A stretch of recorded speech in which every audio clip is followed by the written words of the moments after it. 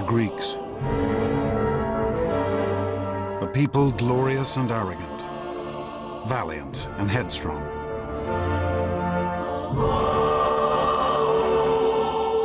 These were the men and women who laid the very foundations of Western civilization. Their monuments still recall perhaps the most extraordinary 2 centuries in history. A time which saw the birth of science and politics, philosophy, literature and drama. Which saw the creation of art and architecture we still strive to equal.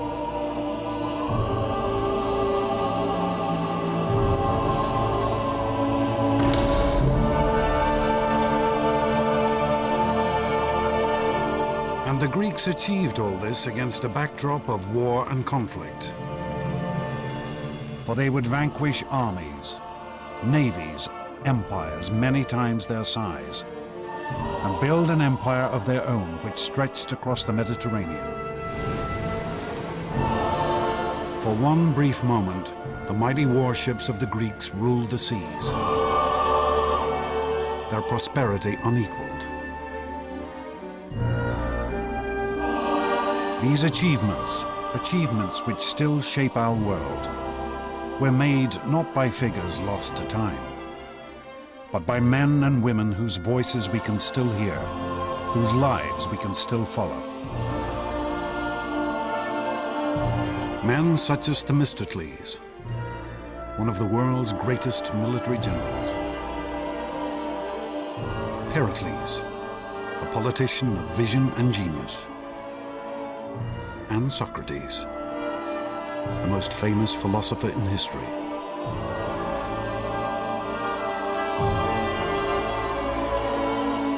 This is the story of these astonishing individuals, of the rise and fall of a civilization that changed the world.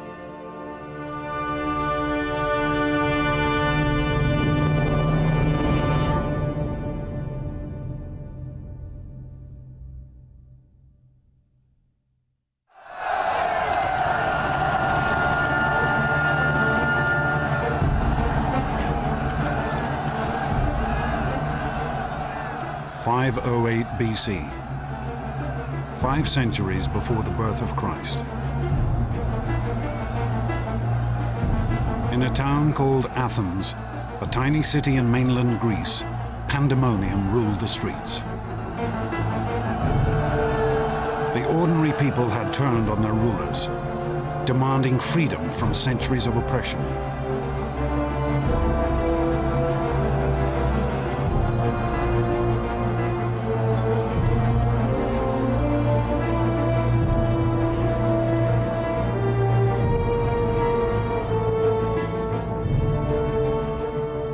At this moment, one man looked on. An Athenian nobleman named Cleisthenes.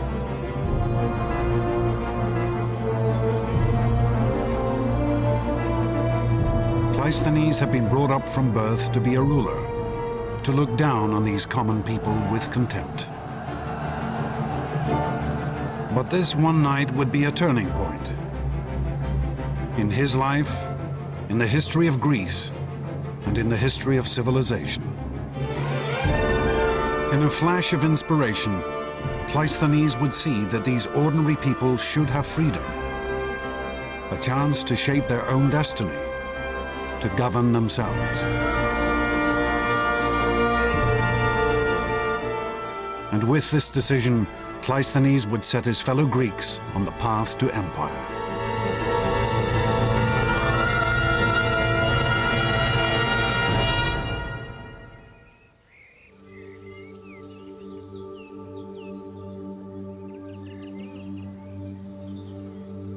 Historians estimate that Cleisthenes was born around 570 BC. He was hardly the type to become a man of the people. From his earliest days, he had been taught that he was an aristocrat. Ancient Greek for a member of the ruling class. In the 6th century BC, these aristocrats controlled everything that happened in Cleisthenes' hometown, a small settlement called Athens.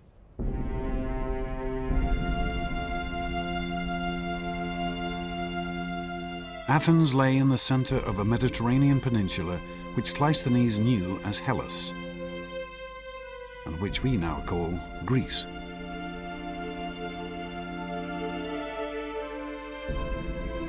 In the days of Cleisthenes' youth, it would have seemed impossible that this city would soon rule an empire. It certainly is not what we'd call a city. Forget Manhattan. Athens in the center has public buildings, but otherwise I think one should imagine more village style of accommodation and habitation.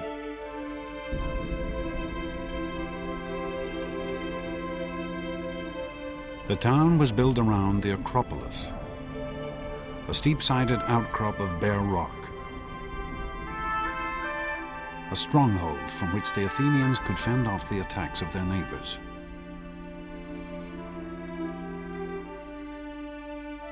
In the narrow streets surrounding the Acropolis huddled the simple homes of farmers and tradesmen.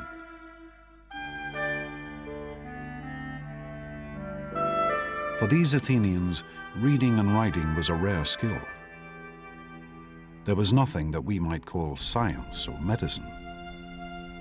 Life expectancy at birth was less than 15 years. I think the idea that ancient Greek life was nasty, brutish, and short would be entirely accurate. Certainly, life was extremely tough. And this was no society of equals. The common Athenians lived under the rule of the aristocrats, men such as Cleisthenes' father. Athens was, in a sense, turned against itself. You had one part of the population, the aristocratic elite, holding power at the expense of the rest of the citizen population. For the Greek writer Aristotle, this was a world riven by injustice. The whole country was in the hands of a few people. The hardest and bitterest thing for the masses was their state of serfdom. Not that they weren't discontented with anything else, for to speak generally, they had no part nor share in anything.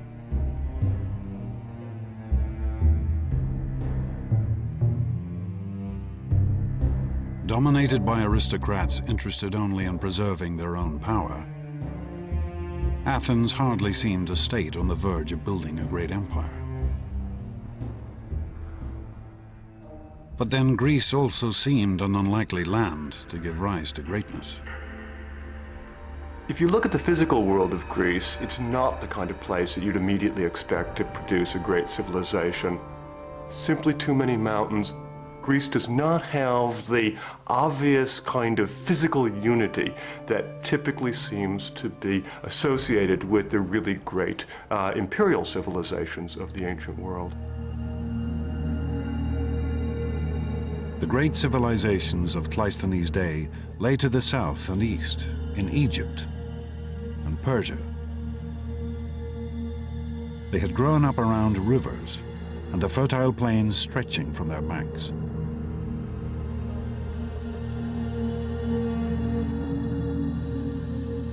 But mainland Greece had no great rivers or open plains. This was a landscape riven by mountain ranges. Off her coast lay countless tiny islands. It was impossible for a single ruler to dominate this fragmented world. Instead, Greece was divided into countless tiny nations called city-states, each fiercely independent, each with its own culture and history. And Cleisthenes' Athens was not nearly the most powerful or important of these tiny nations. Argos had stood for over 1,000 years. Her citizens were able to trace their history back to the mythical days of the Trojan War. The Corinthians dominated Greek trade. Their ships plied the Mediterranean, ferrying goods back and forth from Egypt, Assyria, and Italy. But there was one city-state which had military power, which appeared that it might come to dominate all of Cleisthenes Greece. In the south of Greece, around the reed beds of the river Eurotas, lay the city-state of Sparta.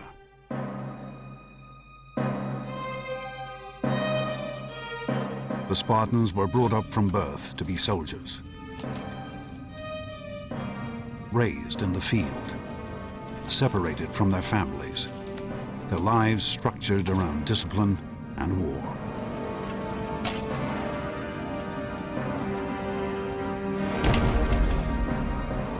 The center of an average Spartan man's life was his barracks, and he was brought up to be a military man.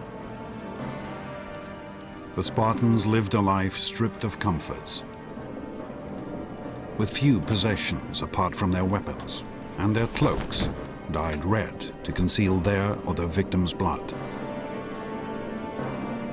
Spartans were brought up to put up with anything, and all sorts of stories, the best being of a visiting Sybarite, visiting Sparta, eating the local food, and saying now he understood why the Spartans were so willing to die, because death was as nothing to eating their food. The Spartans were ruthless expansionists. By Cleisthenes' time, they had conquered all of the surrounding regions, more than 4,000 square miles. For the rest of the Greeks, the Spartans were a threat always on the horizon.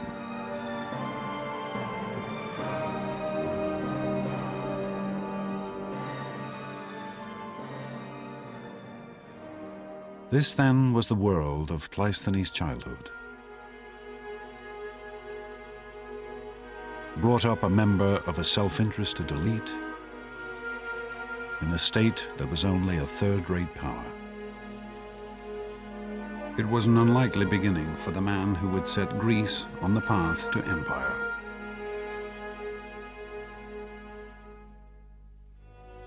But then Cleisthenes had always been a man fired by a dream. A uniquely Greek vision of the greatness a man could achieve.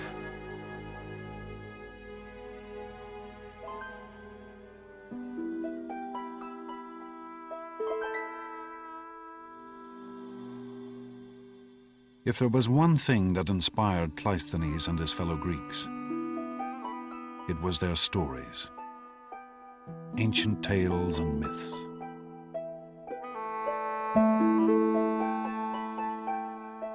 The country was continually crisscrossed by hundreds of traveling bards who recited these tales to whoever would pay. These traveling bards would have regularly visited the Athens of Cleisthenes' childhood, and their stories would have influenced and shaped him from his earliest days.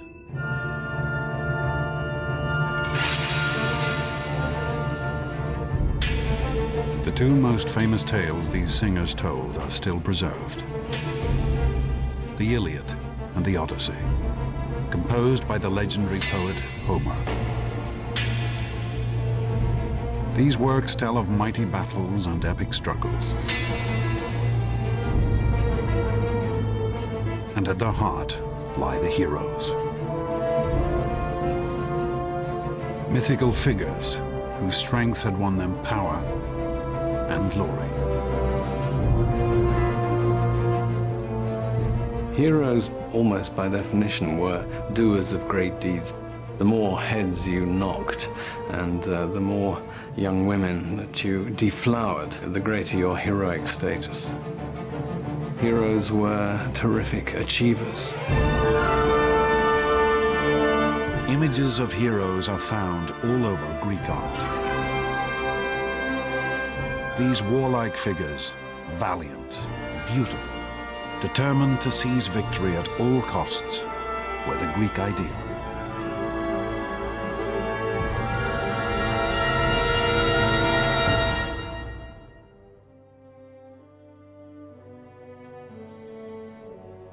This, the vision of the hero, the ideal of the man of action, was the model that Cleisthenes was brought up to follow.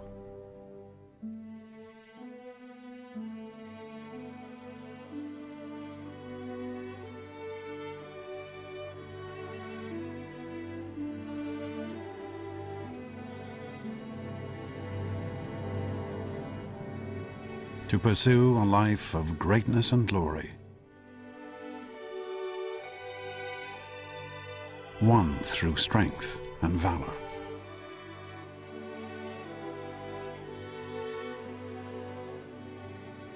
To seize power and victory for himself and himself alone.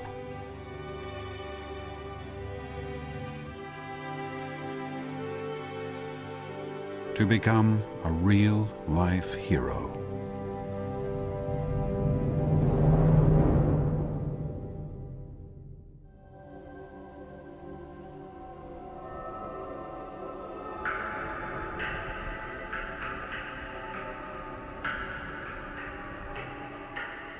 But Cleisthenes was not the only one to take the tales of the mythical heroes to heart.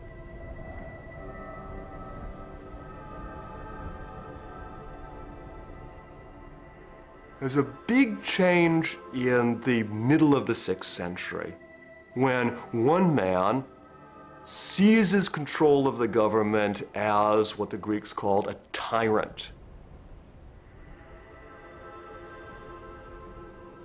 The story of how this tyrant or sole ruler came to power has been preserved by the historian Herodotus. One day, a man of dignified and noble bearing rode into the city of Athens. Beside him stood a tall and beautiful woman. A woman he claimed was the patron goddess of Athens, Athena. This dashing figure demanded that he be given the rule of Athens, for like one of Homer's heroes, he had the protection of a goddess. Surprisingly, he was welcomed by the Athenians as their new ruler, despite the fact that the goddess was simply a particularly tall girl from a neighboring village. And the heroic figure was an ordinary man called Pisistratus, Cleisthenes' own brother-in-law. Pisistratus was, I think, an excellent politician. He was a man, without doubt, with an eye for the main chance. But as he consolidated his rule, it became clear that Pisistratus had far greater ambitions than simply gaining power. Pisistratus was an extremely intelligent man. He clearly understood that if he was going to maintain control of Athens, if he was going to be able to consolidate his rule and pass it on to his sons, which is clearly his ambition, he would have to find allies. Pisistratus took an extraordinary step. He turned to the common Athenians for support, undermining the whole hierarchy of aristocrats and commoners that had endured for centuries.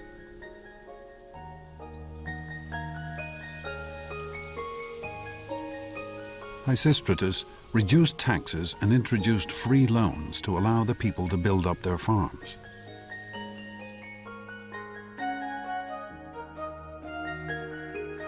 And by offering the Athenians the chance of prosperity, Pisistratus began to transform his city.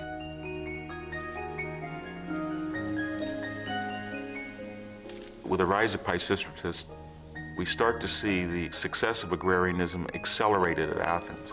And that's going to be a kernel that's going to grow and grow and grow in the ensuing 2 centuries. And one of the results of that is we see more vines and olives.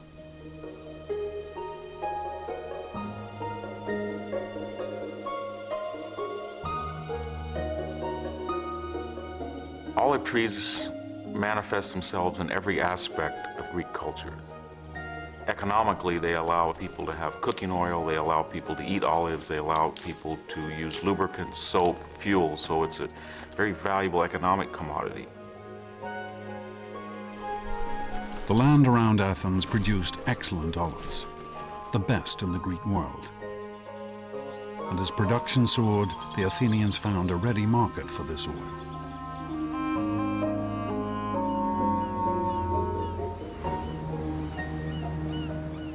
Not only in the other Greek states, but across the sea, in Egypt and Phoenicia, Persia and Assyria.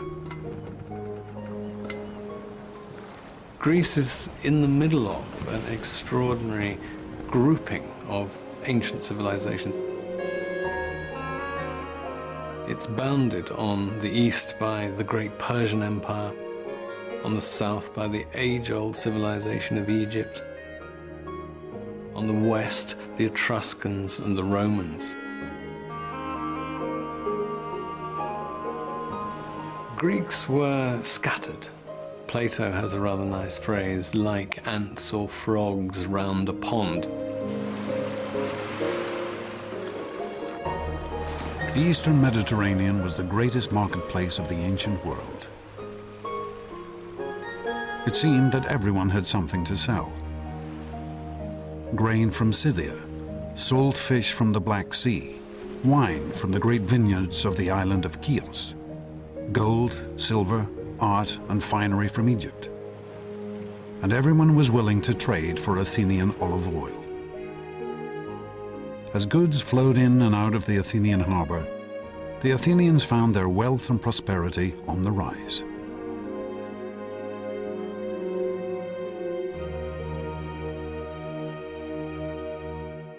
But the most astonishing consequence of Athens' sudden expansion was to be found in the darkest streets of the city.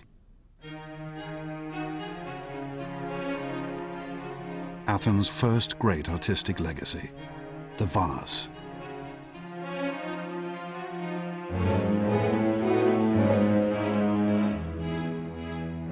I think what's fascinating about the pottery is that in its own time, it wasn't a big deal artistically. What was inside the pots was almost invariably worth more than the pot itself. Here in the area known as the Keramikos, ancient Athens' red light district, could also be found the potters' workshops. These common artisans were amongst the lowest of the low in Athenian society. If you were a potter in Athenian society, I won't say you were the scum of the earth, but you certainly had no especial respect. It was hard, incessant work, unenvied by the citizen population. Pottery had been a staple across the ancient world for hundreds of years, used in the kitchen at home and for transporting oils and food. But it had always been simple in design, using geometric patterns and basic figures, designs based on Egyptian and Assyrian art.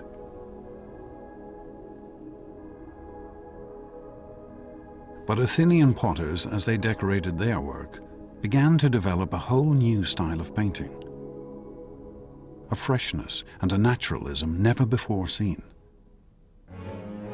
A style still astonishing today.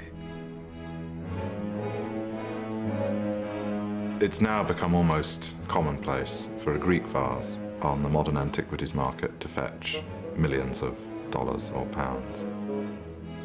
And if the makers of those vases had any idea of what we were shelling out for them, their graves would spin with either resentment or just absolute hilarity. These Athenian potters seem to have been motivated not by the idea of producing great art for eternity, but of outdoing each other. On one particularly fine vase, we find the proud comment, "Euthymides, son of Polias, drew this." and then underneath, And I'll bet Euphronius couldn't have managed it.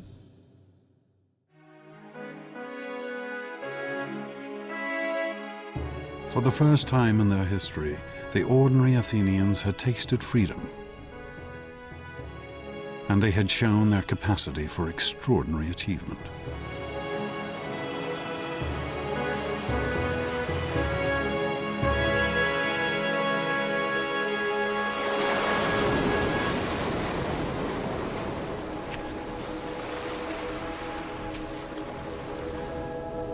Cleisthenes grew to manhood under Pisistratus' rule.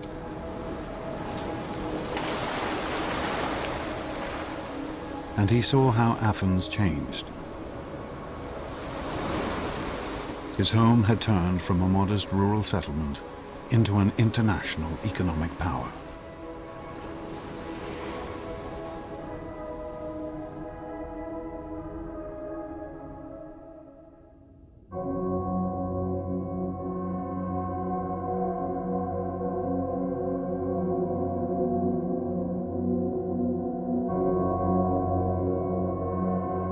But Pisistratus' rule of benevolent tyranny was not to last forever. In the year 527 BC, he died and was laid to rest here in the Athenian graveyard. His son Hippias took over. At first, Hippias followed in his father's footsteps, ruling Athens with a fair hand.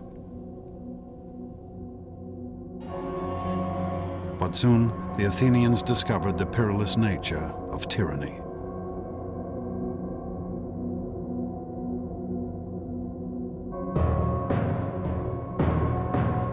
Historians tell us that in the year 514 BC, Hippias' brother was murdered.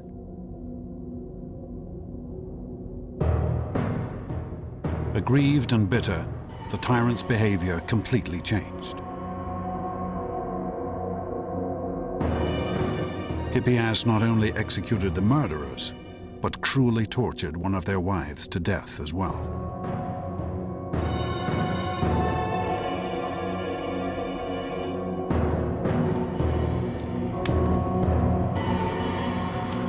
Aristotle described the ruler's slide towards madness. After this, the tyranny became much, much harsher, for Hippias ordered numerous executions and sentences of exile in revenge for his brother. And he became embittered and suspicious of everybody. The freedoms that the common Athenians had gained under Pisistratus were now stripped away. There was now a real tyranny in the modern sense in Athens. Pisistratus had come into power for a cause. His son now had no cause other than self-preservation.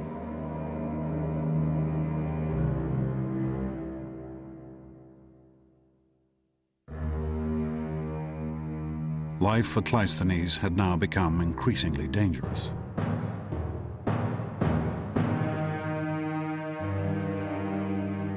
For the paranoid dictator knew that it was from here, from the aristocrats, that the greatest threat to his power could come. And Hippias' fears would be proved right. With the hardening of the attitude of the tyranny, the time now seemed to be ripe.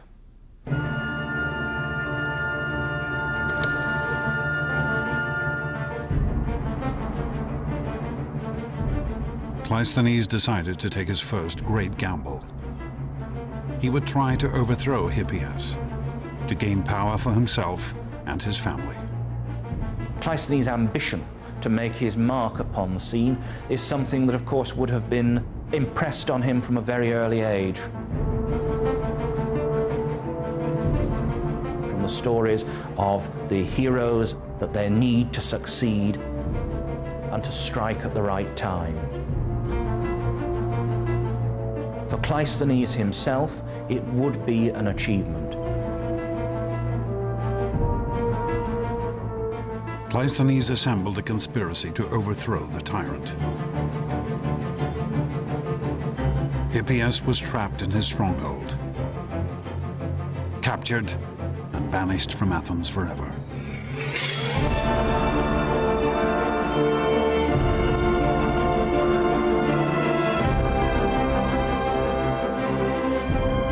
The year was 510 BC, and Cleisthenes was now one of the most powerful figures in Athens. He had lived up to the heroic myths he'd been brought up to follow since childhood.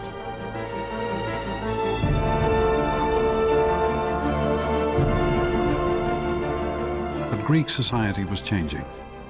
The heroic urge that drove Cleisthenes was no longer reserved for the elite. It was now permeating every level of Greek society.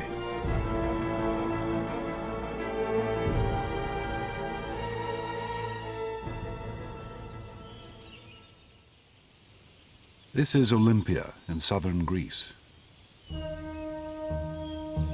Here, once every 4 years, men from across the Greek world would gather to compete in a vast contest of athletic skill.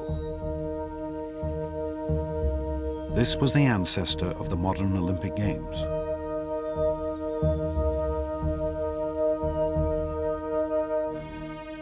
The competitions had been founded in 776 BC, 2 centuries before Cleisthenes had even been born.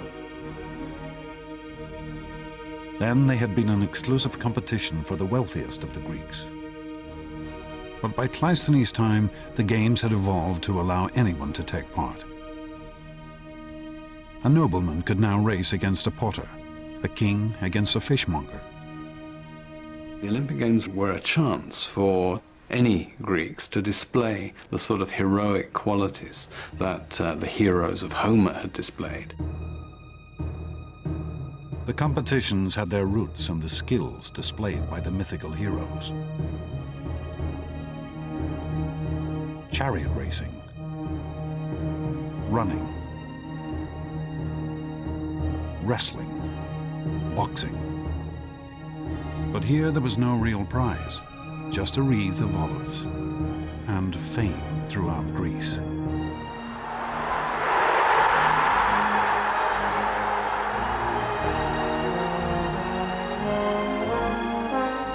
A competitor would be surrounded by the largest gathering of Greeks in peace that he would ever experience.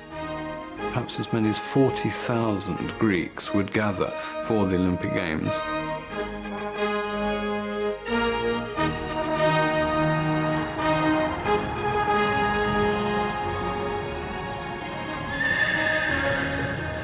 Greeks would travel hundreds of miles to attend the Olympics.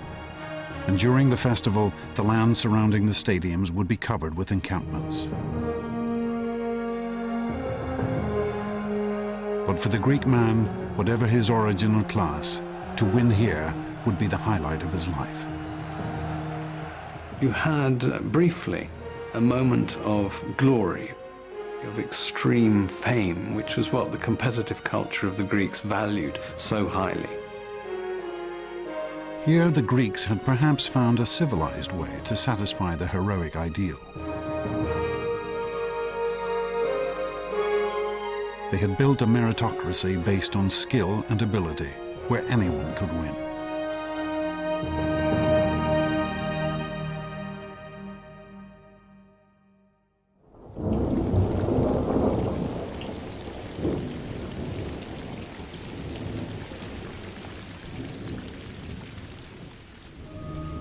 But a world where everyone could seize victory could only make Athens even more unstable.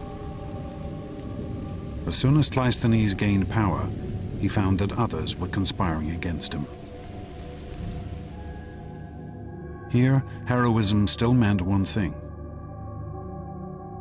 seize power whenever and however you can. The only rule is that you get what you can and that you fight. You have to go in there and show that you can win.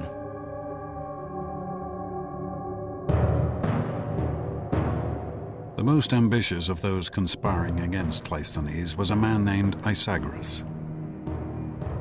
Isagoras was another Athenian aristocrat. He too had been brought up to believe that power was his right. But Isagoras also knew that he could not gain power on his own.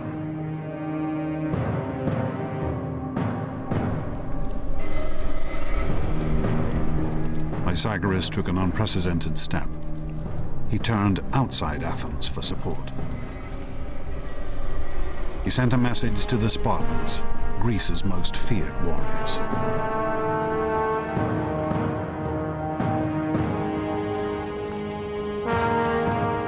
Isagoras was an old friend of the Spartans. Rumor had it that he had shared his wife with the Spartan king. The Spartans immediately provided a force of their finest troops to back up Isagoras' bid for power, to help him betray his city. Isagoras really was upping the stakes. He brought in the most powerful state in Greece. It was pretty clear he was going to turn Athens into a subject state to Sparta.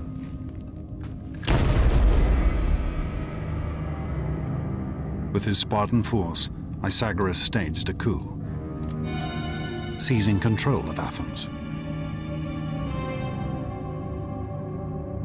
He and his troops would rule from the high point of the city, the stronghold atop the Acropolis.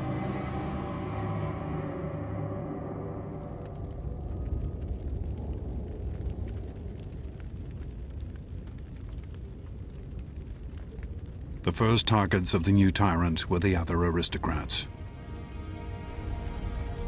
Cleisthenes most of all.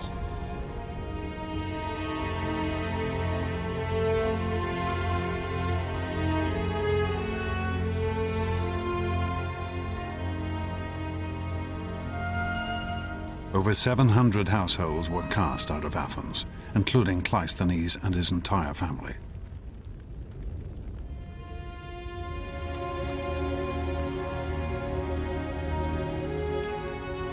Cleisthenes would leave his city living once again under the hand of a despotic dictator. A dictator who now ruled with the support of the most fearsome power in Greece, the Spartans. For Cleisthenes, all his childhood lessons seemed betrayed.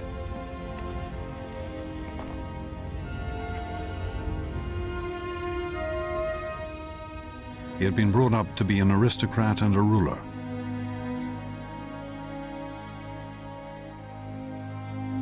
To emulate the mythical heroes. But all this had led to was conflict and feuding, death and exile, power struggles amongst an aristocratic elite.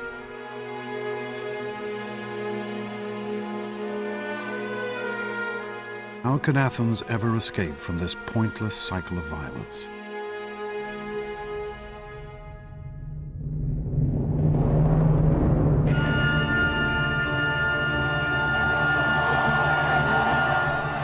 But even as Cleisthenes agonized in exile, Athens was rocked by an extraordinary event.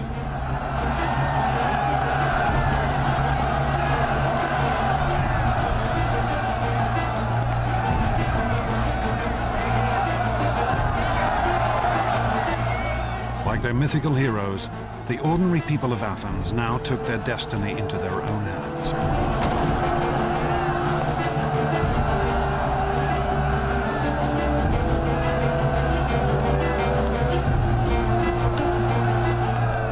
Rose up in revolution.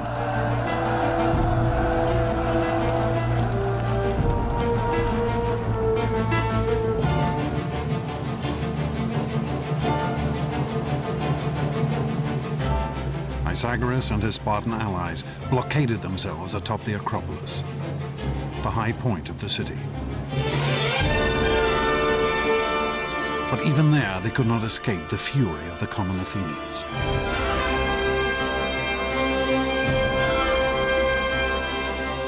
For 2 days and nights, Isagoras held out against this extraordinary uprising. Until finally, on the morning of the third day, he was forced to surrender.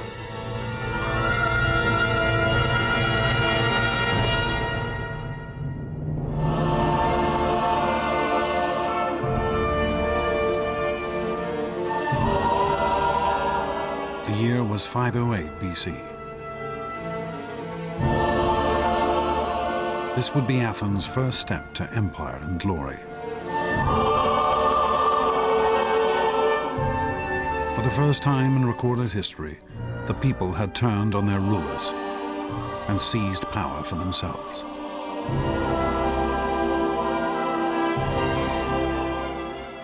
Athens at this point is in control of the mob. the ordinary people who had risen up without organized leadership, and then the question is, what happens now? At this new dawn, the Athenian people now turn to one man.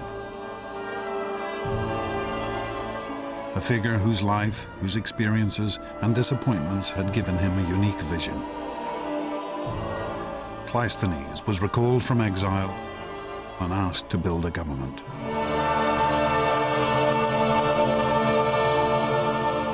When Cleisthenes returned to Athens after the expulsion of the Spartans, he faced a really remarkable challenge.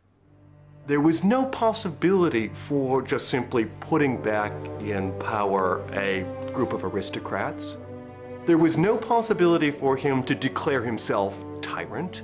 In a sense, what Cleisthenes had to do is design a revolutionary governmental solution for a revolutionary political situation.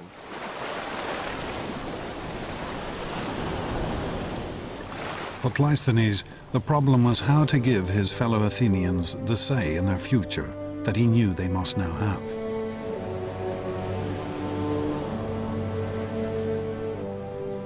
On an Athenian hillside, he had a great meeting place carved out from the bare rock. Here, in the shadow of the Acropolis, the citizens of Athens could now gather to discuss the future of their state.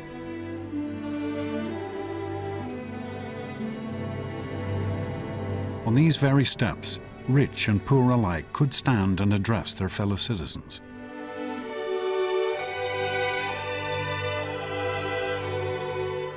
This is the ancestor of the British House of Commons, the American Congress, of parliaments across the world.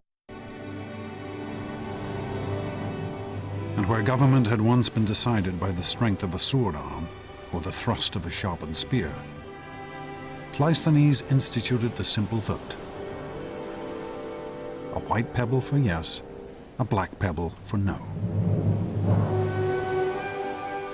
And with this elegant and simple idea, Cleisthenes instituted the rule of the people. A system of government which we now know as democracy.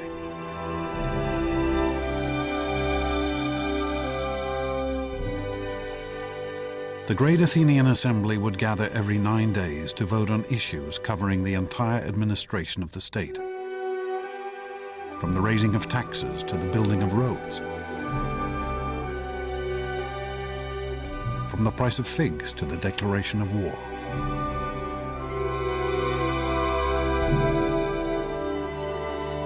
Athenian democracy is a very different sort of democracy from ours. One has a sense, as an Athenian citizen, that you really can make a difference. There is no us and them. There is no government separate from the ordinary Athenian citizen body. They are the government. Democracy represented a sharp break.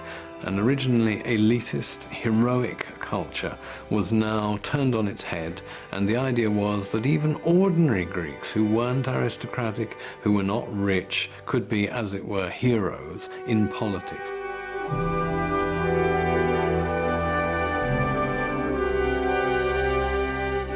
It was a system of government that would transform this tiny state and would set off one of the greatest flowerings of civilization the world had ever seen.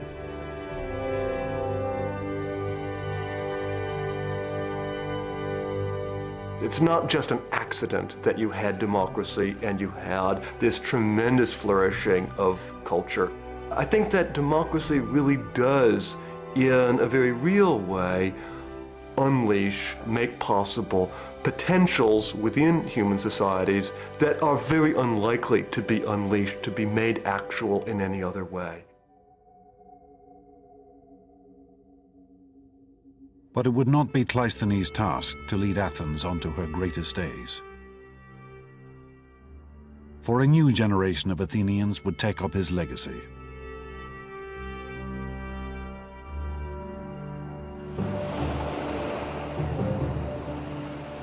These Athenians would face struggles that would have stunned their ancestors. for they would have to defend their state from invasion and destruction. The world's first democracy would now be tested in the crucible of war and conflict.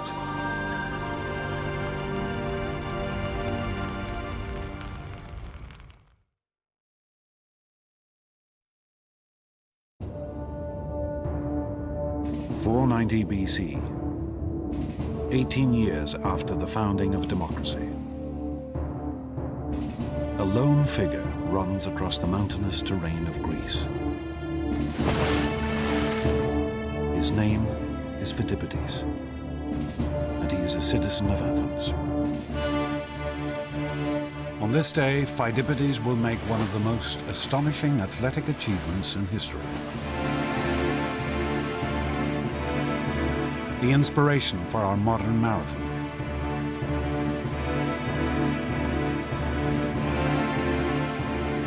But Phidippides' quest is not for glory, but survival. His homeland is about to be conquered by the mighty Persian Empire.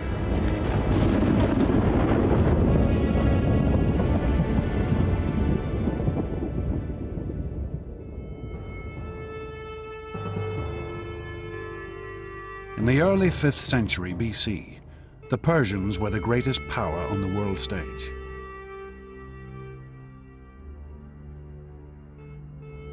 Their vast empire stretched from India in the east to Turkey in the west. Now, out on their western frontier, the tiny state of democratic Athens was gaining power. This was a threat that the Persians would have to destroy. The Persians lived in a culture of unbending tyranny. At the head of their empire sat Darius, known to the Greeks only as the Great King. Suppliants had to cover their mouths in his presence just to avoid tainting the air he breathed. For Phidippides and the democratic Athenians, conquest by Darius and the Persians would mean the destruction of their entire way of life. There is a huge cultural difference between the Greeks and the Persians. The Greeks are a people who emphasize freedom. The Persians would put far more emphasis on obedience. It's a struggle between freedom and slavery.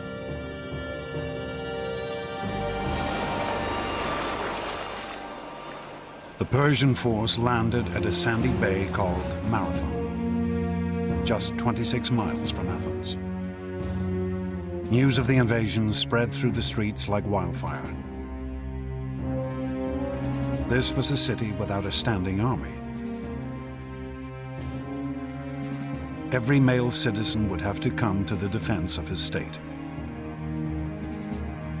The poorer citizens have spears, sticks, bows and arrows, whatever weapons they can find. But the heart of the Athenian force would be the hoplites, men who could afford heavy bronze armor, a shield, a spear, a sword. The Athenians would field a small but determined force. That's probably the first time in the history of the Athenian state that the entire population had been mustered. And for them to field 10,000 hoplites out of a citizenry that might have only been 20 or 30,000, it's a level of involvement that's astounding. But as they faced the Persians on the battlefield, the Athenians held out little hope of victory. They were outnumbered by 2 to 1.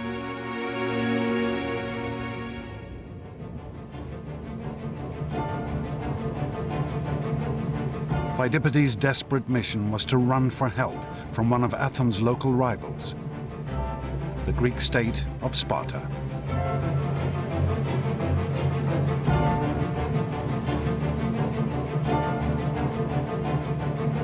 Even as he ran, Phidippides must have imagined the horror that his fellow Athenians now faced.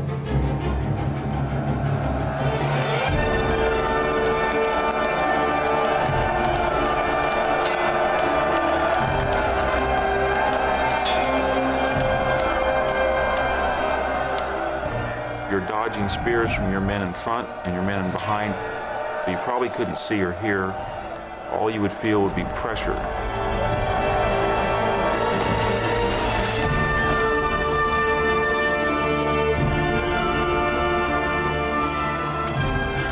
You wouldn't see the sword plunge that took one of your testicles off. You would not see the spear thrust that took your head off. You would have no idea what was going on, just the momentum that carried you ahead.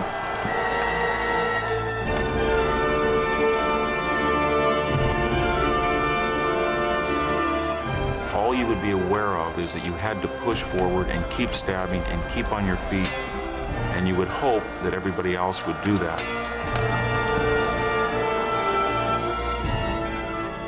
Pheidippides' run was to become the stuff of legend. Fired by the terror that his fellow citizens were being slaughtered, he ran 140 miles in just 2 days.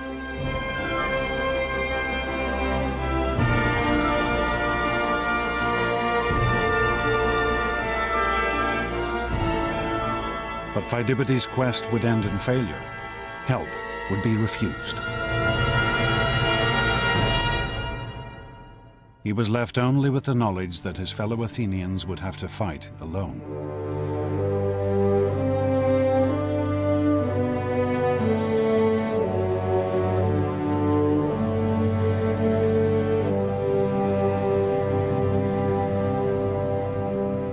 Pheidippides could never have imagined that the Greeks would in fact win a glorious victory.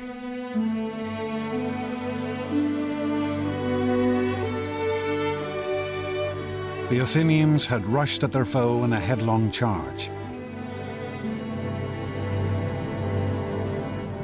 And the Persians had scattered in the face of their assault.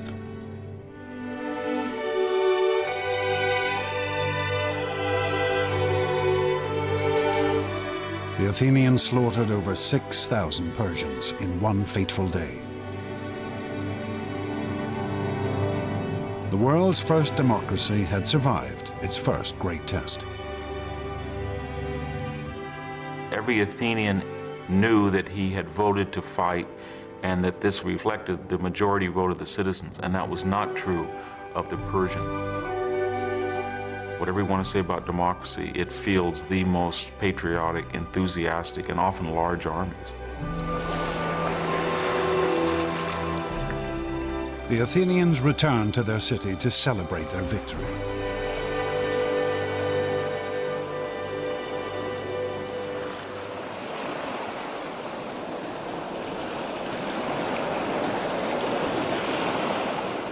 But amongst them was one for whom the war with Persia had only just begun.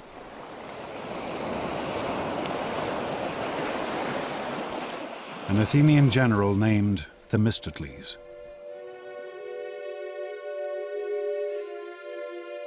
Themistocles had fought on the battlefield at Marathon.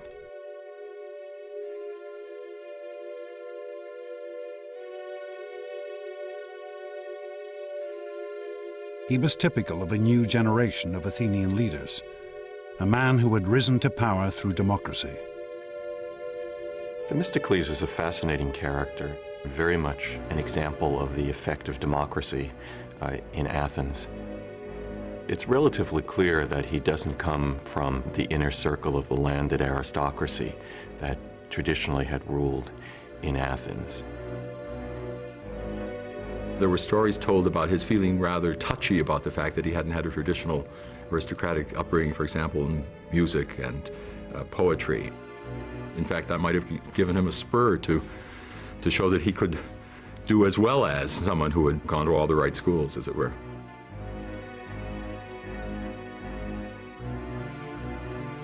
Themistocles' opinion of his common origins was blunt and straightforward. I may not know how to play the lyre or flute, but I do know how to make a city great. Themistocles had learnt the skills of leadership here, the Democratic Assembly of Athens. From this very podium, Themistocles would now show himself to be one of history's greatest leaders. the savior of his city. For Themistocles alone recognized that the Persians might still be a danger, and that next time victory for the Athenians might not prove so easy. Themistocles realized that the Persians, if they came again, it would be in a way that made sure that they weren't going to be defeated by land again. There was no way that the Athenians could rely on traditional hoplite fighting technique. Themistocles began to form a bold new strategy, employing the most advanced weapon of the day, the trireme.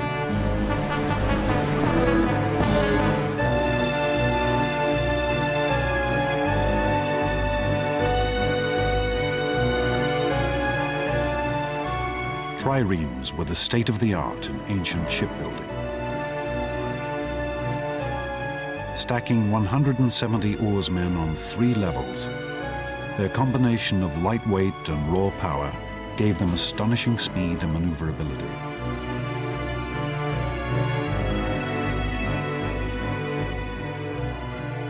In contemporary terms, a trireme is a missile. The object of a trireme is to ram the enemy ship. It is a very narrow, very light, very sleek, and very fast weapon. But these triremes were also exceedingly expensive. And Themistocles' vision of a vast Athenian navy might never have come to pass if it had not been for one stroke of luck.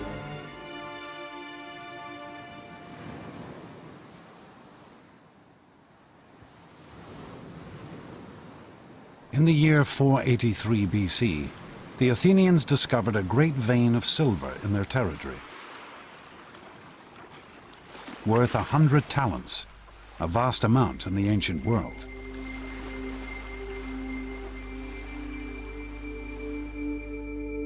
The Athenians wanted to divide these newfound riches among themselves. But then Themistocles stood up in the assembly. He wanted to spend the money on ships. But he also knew that this would be a hard proposal to sell. And so Themistocles played a complex bluff. His argument is not that the money should be used to build a fleet against Persia, but rather it should be used to build a fleet against Athens' local rival, the Greek city-state of Aegina. The reason Themistocles does this is that he knew it would simply be too upsetting to remind people of the Persian threat. It's a difficult argument to make and a tribute to his political skill that he's able to do it.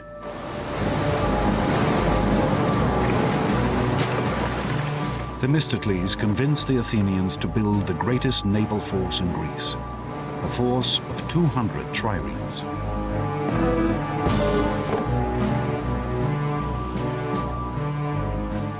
And not a moment too soon.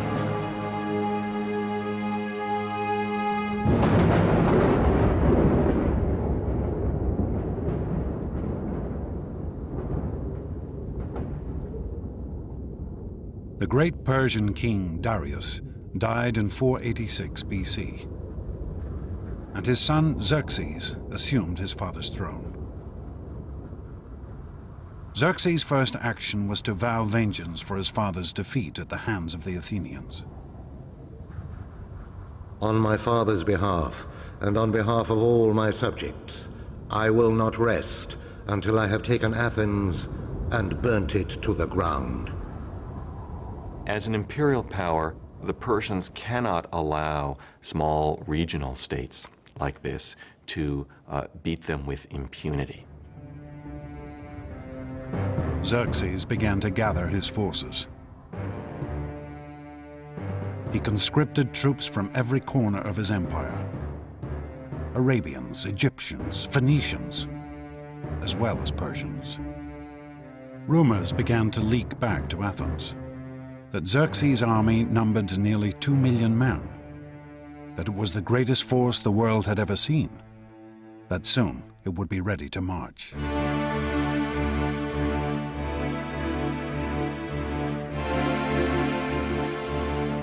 And then finally, in the spring of 480 BC, news reached Athens. The Persian army had set out for Greece.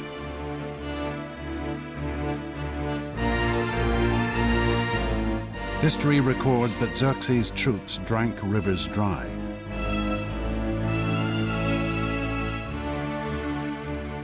Trampled fields to the raw earth, ravaging the land as they marched on towards Greece. Xerxes was confident of victory. We shall so extend the empire of Persia that its boundaries will be God's own sky, so that the sun will not look on any land that is not ours. When the Greeks realized that the Persians were invading again, terror gripped the whole country. For the Athenians, who knew that they would be Xerxes' first target, it seemed that this could only be the end. As panic gripped the city, they turned desperately to their gods. They sent a messenger to the oracle to find out their fate.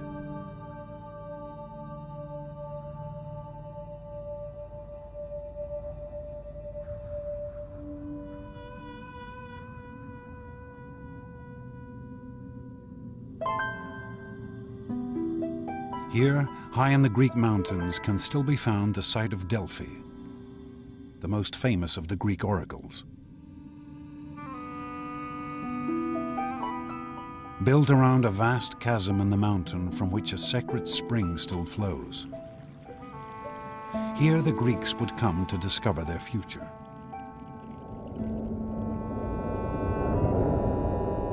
They would ask questions of the Pythia, the mysterious priestess who spoke with the voice of the god Apollo.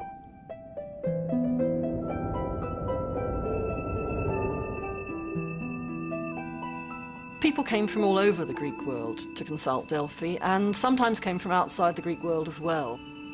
It was considered to be the center of the universe. The omphalos, the navel stone of the whole world, was at Delphi. People asked questions about their private life, which are just the sorts of questions people want answers to now. Archaeologists have discovered copies of the questions asked of these ancient oracles. Has Aristos stolen the wool from the mattress? Hermione asks, "What should I do to have useful children?" But as the Athenians walked up this path 2,500 years ago, their question was simple and grave. What could they do to save themselves? The oracle's response could not have been more negative. Why sit you, doomed ones? Fly to the ends of the earth. All is ruin, for fire and the headlong god of war shall bring you low. When this message came back to Athens, the Democratic Assembly dissolved into uproar. It seemed that even the gods had deserted them. But Themistocles refused to panic. He had spent every day since the Battle of Marathon waiting for this moment. He sent the envoys back to Delphi for a second prophecy.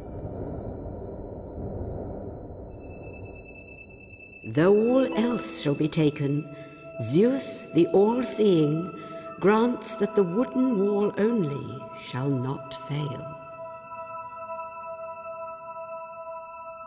Argument raged as to what this wooden wall could be. Some said it meant the stronghold at the center of Athens, the Acropolis. But Themistocles had a different idea. He read the oracle and he insisted that it had a different interpretation. He said the ships are the wooden barricade which are going to be the key to our success. Themistocles' plan was daring. Avoid a conflict on land and fight the Persians at sea.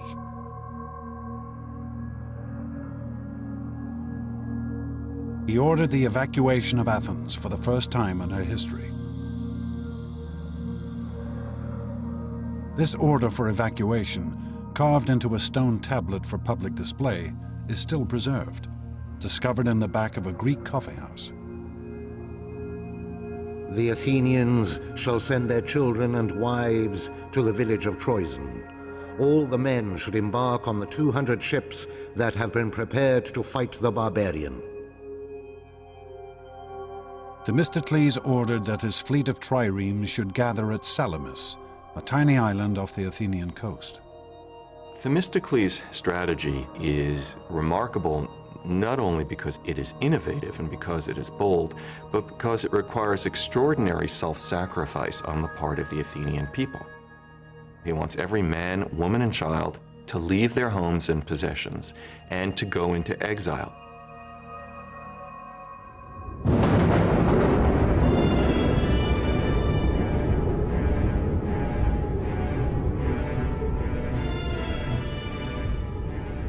With Athens abandoned, Xerxes' mighty force entered the city.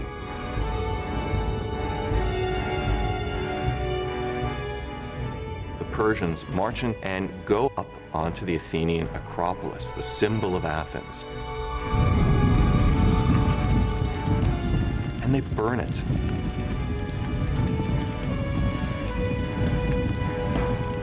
They burn the temples to the ground. Then you can see the smoke rising from Salamis. This would have been a devastating sight and a humiliating one. They would, in short, have seen their country occupied by a fearsome foreign invader. Surely they would have wondered if they would ever be able to go home again.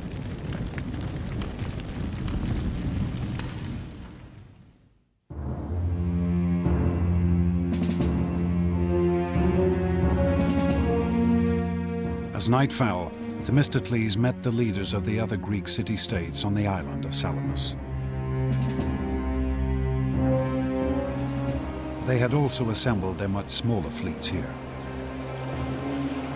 Their scouts had reported back. The Persians now not only held Athens, but had also gathered a mighty fleet 4 times the size of the Greek forces.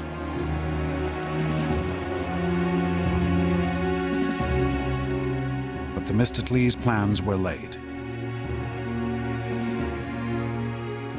Themistocles sticks to his guns, and his plan is to defeat the Persians at sea. He wants to fight in this narrow body of water between the island of Salamis and the Athenian mainland. The trick is going to be to get the enemy to fight there, because the Persians aren't stupid. Themistocles sent his servant to Xerxes with a seemingly traitorous message. The Greeks are afraid and are planning to slip away. They're squabbling with each other and will offer no opposition.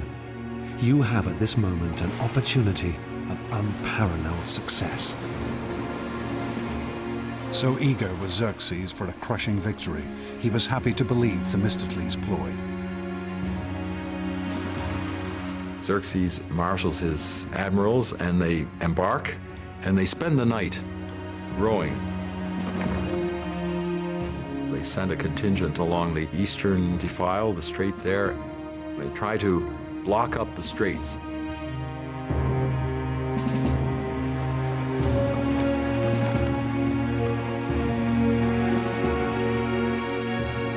Only as the dawn rose did the Persians realize the true nature of Themistocles' plan.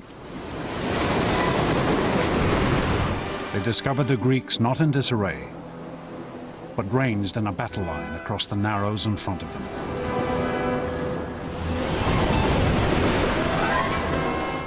The Persian fleet had been lured so far up the straits that it had no room to maneuver. The powerful Greek triremes bore down on them without mercy.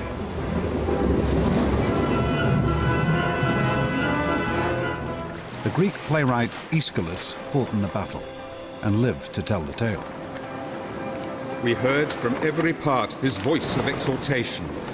Advance, ye sons of Greece, From slavery, save your country. Save your wives, your children save.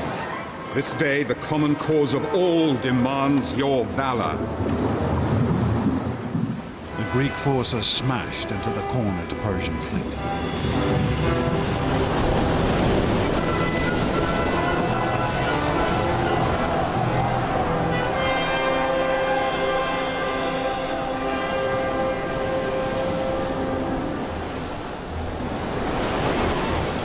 Xerxes himself watched the carnage from his golden throne placed on the shore.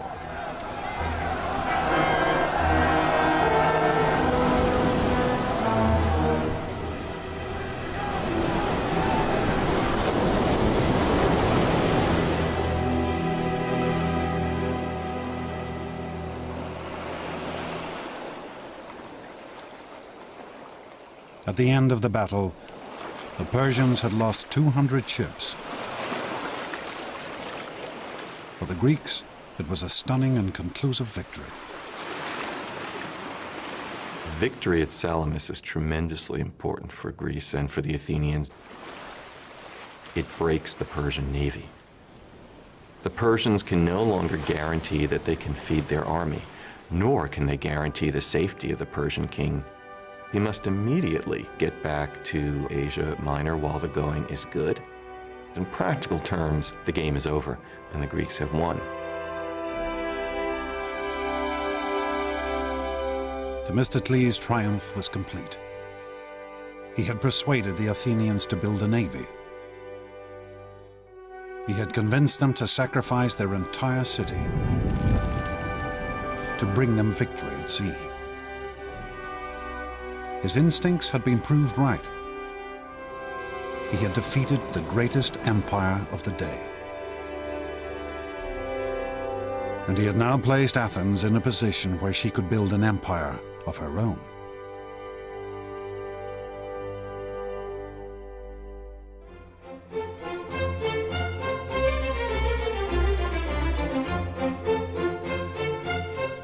After the years of conflict, this was a new dawn for Athens. The Athenians are going to have naval superiority in the eastern Mediterranean. And that is how great their victory over the Persian fleet is.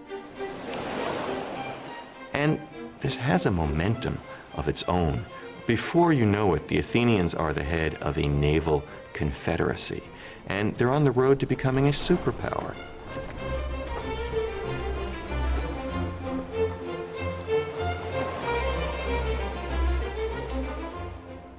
The Athenians founded the Delian League, an alliance of Greek states designed to keep the Persians in check. Its treasury was located here on the island of Delos, where the ruins still remain.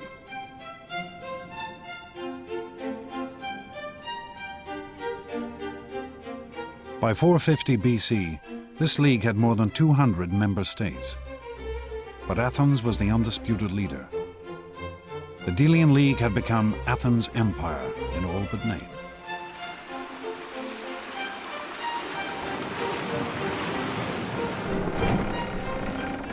And Athens' naval supremacy also gave her economic power.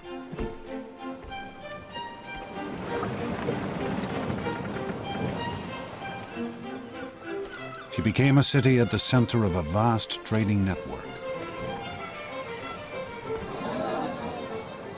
Goods from all over the Mediterranean flooded into her harbors.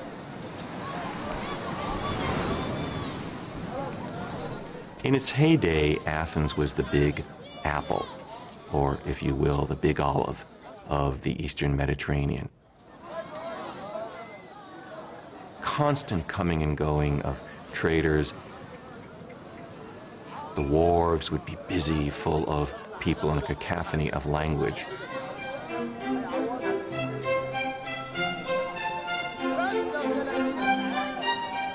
One contemporary author gave an account of the diversity of goods in the Athenian marketplace.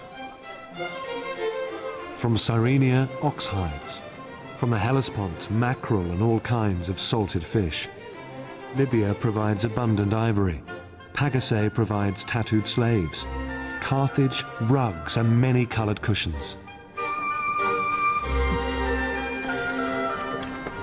The Athenian Empire was unprecedented in the degree of prosperity that came to it because of its role as a center of trade. The Athenians had access to a quality of life that probably no Greek had ever had before.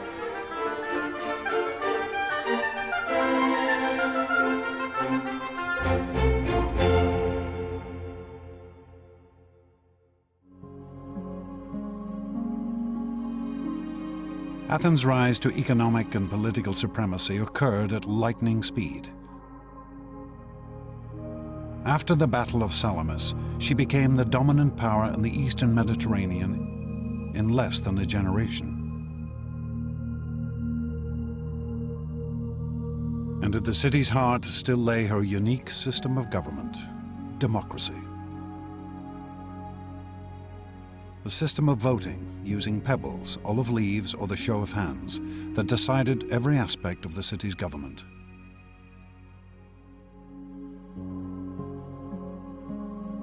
Democracy gave the Athenians a great advantage of unleashing talents, powers, opportunities that other cultures simply cannot match.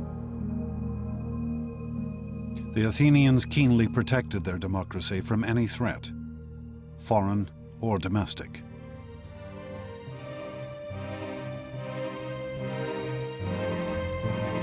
Once a year, each citizen could scratch the name of an individual onto a shard of pottery, known as an ostraca,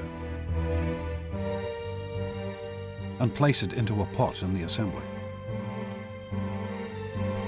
The person whose name came up most would then be ostracized, banished from the city. This was the Athenians' method of protecting their government, expelling any person they felt might become too powerful. But Athenian democracy could turn on any citizen, even its greatest war hero. Themistocles now found himself under attack. The threat was gone now. His raison d'etre has been taken away. This is something he can't understand. Themistocles reacts, perhaps in an uncharacteristically crude way. He reminded the Athenian voters of what they owed him. Voters don't want to be reminded in any period of what they owe to their politicians. They want to be told what their politicians can do for them. The Athenian people turned on the aging politician. Calculated, cruel, but deeply democratic. They ostracized the man who had led them to their greatest victory.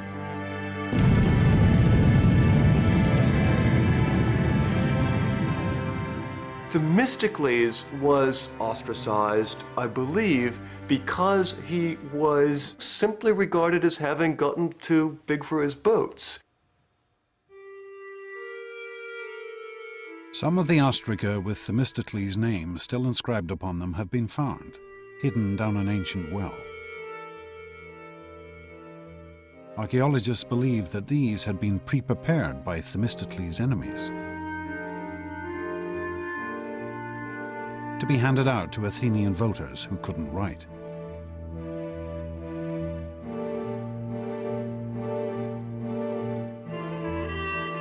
Themistocles never recovered from this humiliation.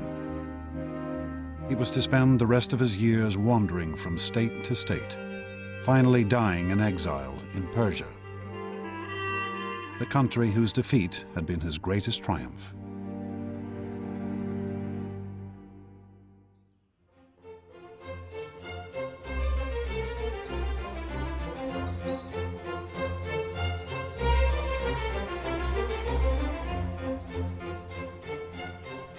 The Athenians were now looking for a leader who might fulfill their newfound sense of imperial glory. They found a man who seemed the perfect reflection of this new ideal. A man who would change the face of Athens forever. A man named Pericles.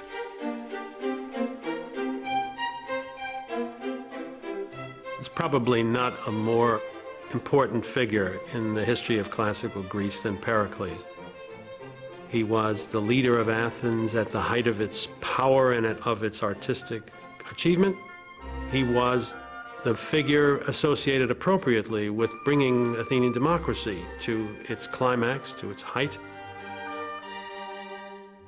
But Pericles was no obvious democrat like Themistocles, for he had been born into one of Athens' most elite families.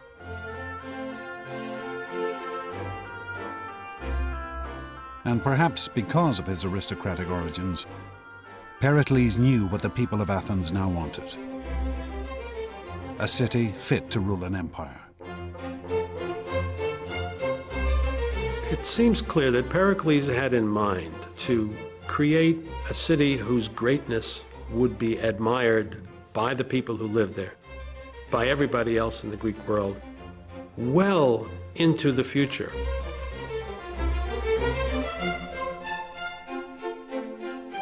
Pericles announced a glorious new vision to the Athenian assembly. All kinds of enterprises should be created which will provide inspiration for every art, find employment for every hand. We must devote ourselves to acquiring things that will be the source of everlasting fame. Pericles turned his attention to the Acropolis, the sheer peak in the center of Athens, home of the city's patron goddess, Athena.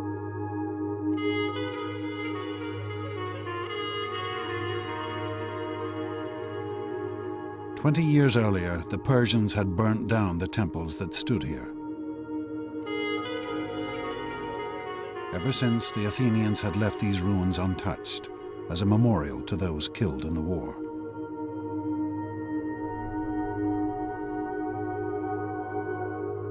But Pericles had other ideas. He proposed a massive reconstruction plan. At its center would be a new Parthenon, a temple to Athena, and it would be one of the most astonishing buildings of the ancient world.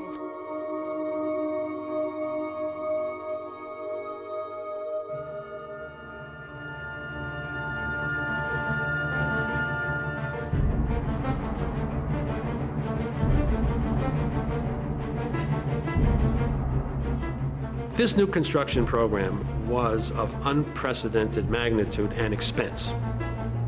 The Parthenon, in particular, was extraordinarily expensive. It was filled with all sorts of architectural refinements. Pericles planned to spend over 5,000 talents in the first year alone, a total budget of more than $1 billion in today's terms.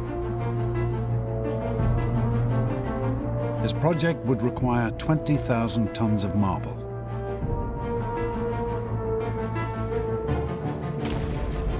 The Athenian quarries at Mount Pentelicus, just outside the city, resounded as hundreds of workmen traced out and carved great blocks of marble from the mountain.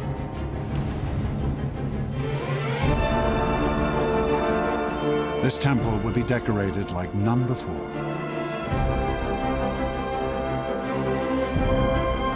Sculptors and craftsmen were gathered from all over the Greek world. With them stood Pericles, for he treated the building of the Parthenon as his own personal project.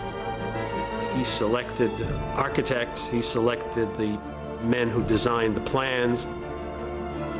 Pericles was directly involved in the planning process. Some protested that he was decking out the city like a prostitute. But when the building was completed in only 15 years, his critics were silenced.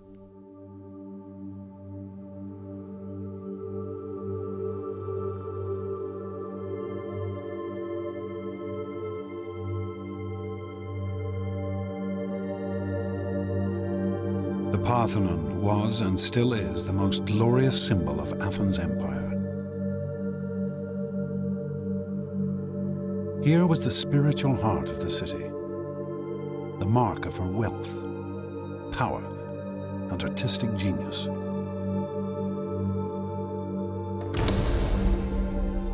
When you first came through the door, you'd have been just stunned. You'd have been confronted immediately by an enormous 40-foot-high statue of Athena in gold and ivory and studded with jewels.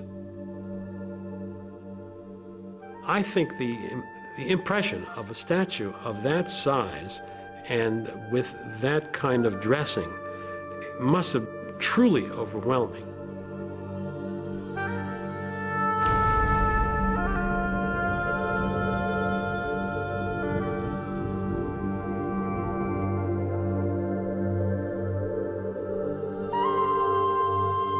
Pericles had embellished his temple like no other.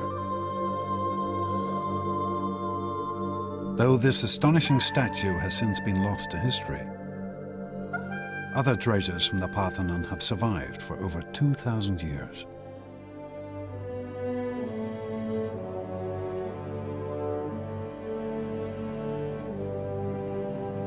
The most famous is the Parthenon frieze, a 500-foot-long stretch of carved marble which ran around the inner wall of the temple.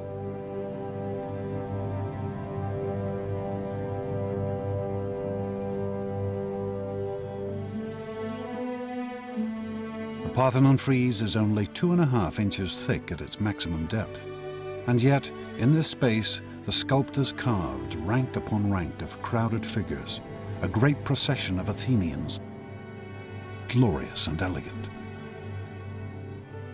Here Pericles offered his fellow citizens a vision of themselves and their democratic state at the height of their glory. Democracy itself becomes heroized in that monument. It's a very democratic thing that wants to include all those citizens who participated in beating off the first great threat to democracy, which was from the Persians. These are ideals to which you can aspire.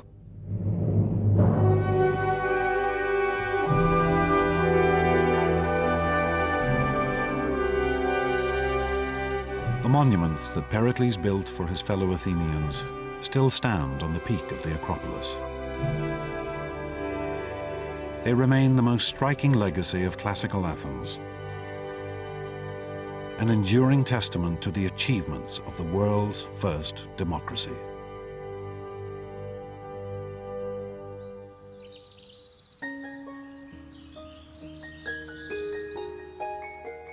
But Pericles was not simply concerned with astonishing construction projects. Under his leadership, Athens would also become the intellectual center of the ancient world. Pericles was remarkable in that he associated with the leading minds of his day in just about every field of endeavor. In these years, Pericles played host to an astonishing generation of individuals. Figures such as Anaxagoras, the first man to realize that the moon was lit by reflected sunlight. He knew Herodotus, the world's first historian, who wrote one of the earliest records of Greek life. And poets and authors such as Aeschylus and Euripides, whose works are still standards of world literature. Pericles was well aware of his city's stature. Our whole city is an education. For our citizens excel all men in versatility, resourcefulness, and brilliance. Even Pericles' partner, a woman named Aspasia, was unique and distinguished. Pericles had divorced his wife and set up home with a foreign woman, a woman whose occupation was hardly to be expected. For Aspasia was what was known as a hetaira, Greek for a companion. Yes, she was, in a technical sense, I guess, a prostitute, but she was more than that, a woman of charm, of style, of intellect. She really was very extraordinary. She had an extraordinary mind.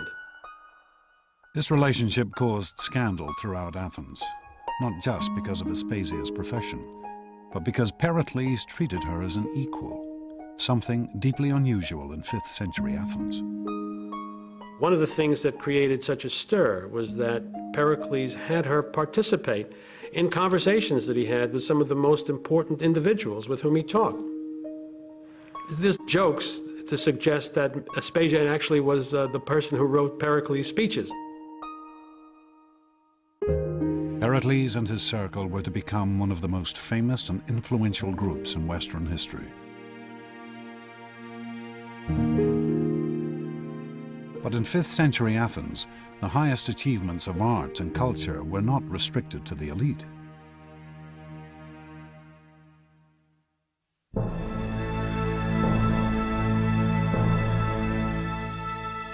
Here in the shadow of the Acropolis sits the world's first theater. Twice a year, the Athenian population would gather here to watch a great festival, a festival of drama. Television, cinema, theater, all owe their existence to this place. For here is the home of popular entertainment. There's one huge difference between the ancient theatre and our own, and that is that it was incredibly noisy. We hear stories of how, when they didn't like a play, the audience booed and they hissed and they actually got actors driven off the stage.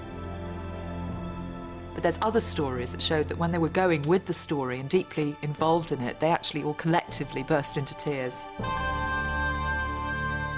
The favourite tales of the Greek stage were called tragedies. These were stories as shocking as a contemporary horror movie. The tragedies told stories of great men falling from their heights, losing everything they owned. Greek tragedy shows human beings, however able, however brilliant, however intelligent, quite unable to alter the destinies which have been decreed for them. These tragedies have fascinated audiences ever since. This 19th century painting shows the story of the mythical ruler Agamemnon, who was murdered by his own wife. Another tragedy told of King Oedipus, who gouged out his eyes when he discovered that he had married his own mother. These Athenians, natives of the greatest city in the ancient world, seemed to revel in seeing how frail greatness could really be. I don't think we can use Greek tragedy to tell us exactly what happened in reality. It's not a document of Athenian social life. But what it does do is take us directly and immediately into the psychological heart of those Athenian men. The kind of dreams and fantasies and fears and imaginary scenarios that they came up with in the theatre have to tell us just as much about them as any document of everyday reality could. Theatres were built in every major Greek city, in Sparta, Corinth, on the island of Delos, here in Delphi. Athens was the heart of a cultural revolution that would spread across the Mediterranean and echo around the world.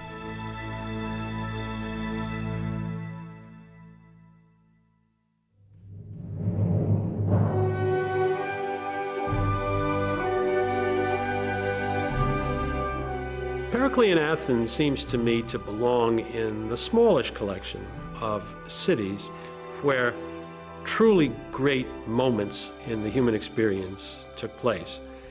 Culture in the broadest sense reaches a peak. But after 20 years of building the cultural capital of the Western world, Pericles and his fellow Athenians would now find that their theatre and their tragedies would hold a bitter sting. It is possible to think of Pericles, indeed I think of him, as a man with a tragic flaw, as the sort of man whose greatest qualities, the ones that make him most admirable and successful, turn out to be the seeds of his own destruction.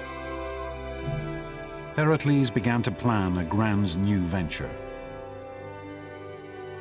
A venture even more ambitious than the Parthenon.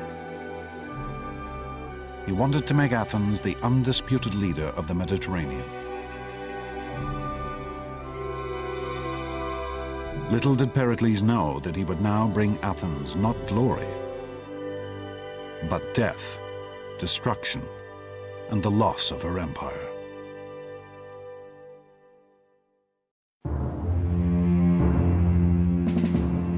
Athens, the year 431 BC. Pericles takes the podium of the great democratic assembly and presents the Athenians with his most daring plan. War with Athens' oldest enemy, the city-state of Sparta. Sparta was the only other Greek city-state which still matched Athens in power. For the Spartans, trained from birth in the arts of war, were a fearsome military force, and they ruled all of southern Greece. Pericles was convinced it was time to finally vanquish this old rival. Victory over the Spartans would make Athens the undisputed leader of the Mediterranean. If we go to war, as I think we must, be determined that we are not going to climb down, for it is from the greatest dangers that the greatest glory is to be won. The assembly embraced Pericles' plan. The Athenians were never ones to shrink from a fight. The ancient Greeks as a whole were not by any stretch of the imagination a peace-loving people. Peace was an interruption of war rather than vice versa, and the Athenians were as bellicose as any other Greeks.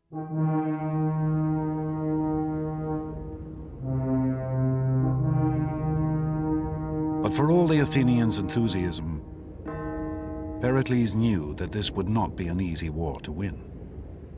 Athens' power lay in her navy. The Spartan infantry could well defeat her on land. And so he proposed a strategy of unusual complexity and sophistication.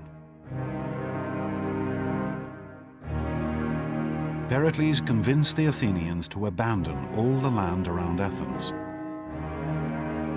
and to retreat behind the great long walls that stretched down from the city to its harbor at Piraeus.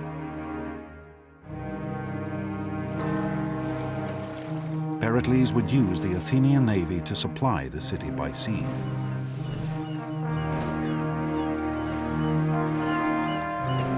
And he would use this same navy to attack and harry the Spartans from the coast, slowly wearing the enemy down until they gave in. It was a strategy based on a set of finely judged assumptions. Pericles' expectation was that after a year or two, but no more than 3, the Spartans would realize that they could not win the war because the Athenians would never give them the infantry battle they needed in order to win, and they had no other device available.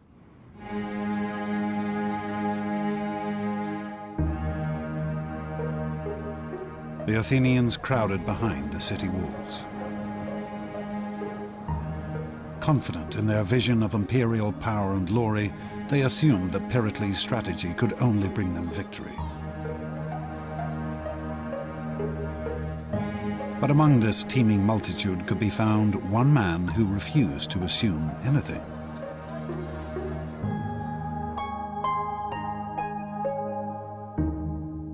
A man unique in Athenian society. A man called Socrates.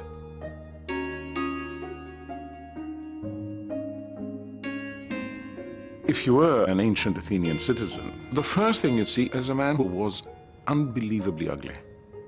His head was too big, his eyes were too large, his nose was all the wrong shape. Socrates' appearance breaks every rule of classical Greek aesthetics, of the idea of proportion and measure. Socrates walked the streets of Athens barefoot, clad only in a dirty robe.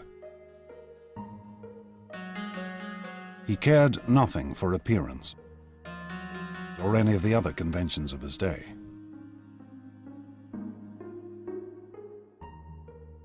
Socrates was interested only in the mind. This unlikely figure would become the leader of a revolution. A revolution in thinking that had been gathering strength across the Greek world.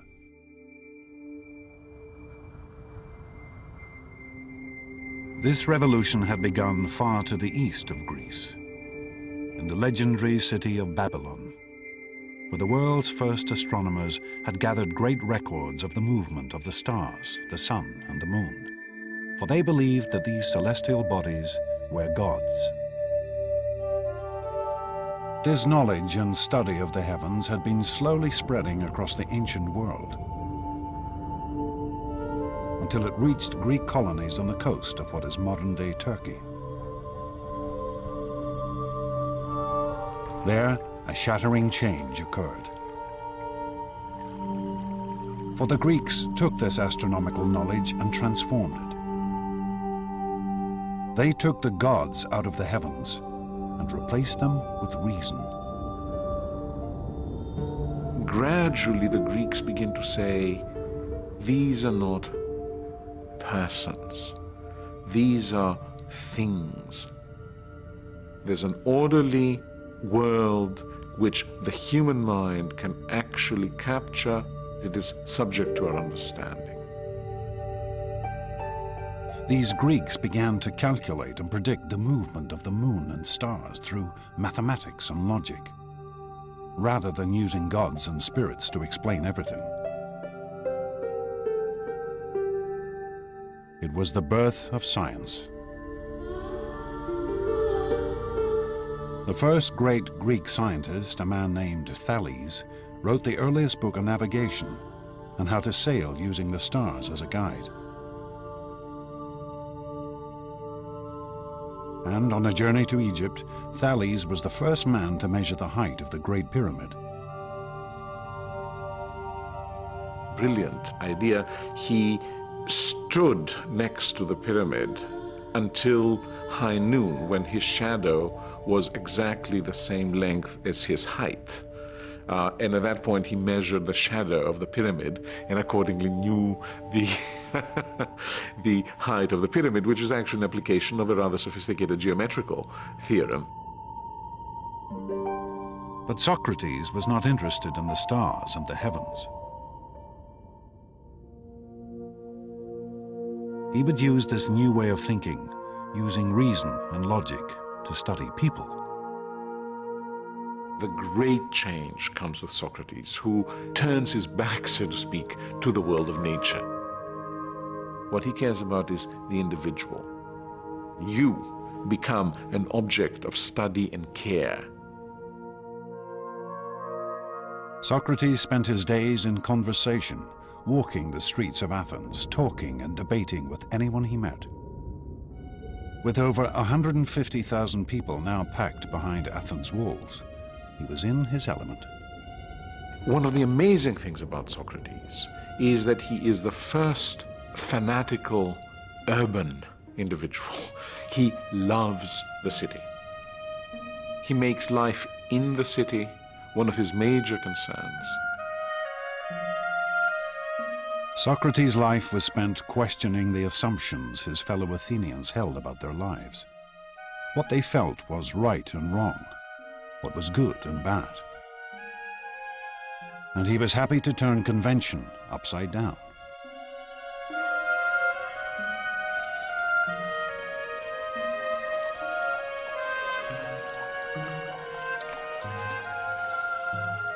One of Socrates' followers recorded how, at the end of a drunken dinner party, Socrates proved to a fellow guest that he was in fact the better looking of the two.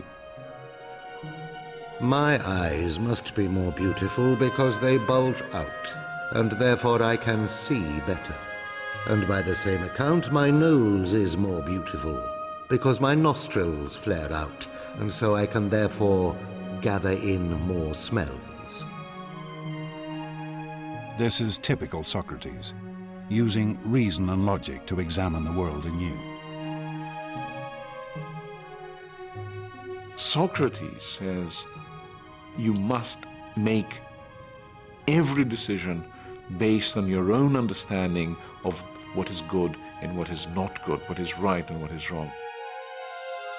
For Socrates, this freedom of thought was paramount, even if it meant upsetting the whole notion of a beautiful nose. I tell you, let no day pass without discussing all the things about which you hear me talking. A life without this sort of examination is not worth living.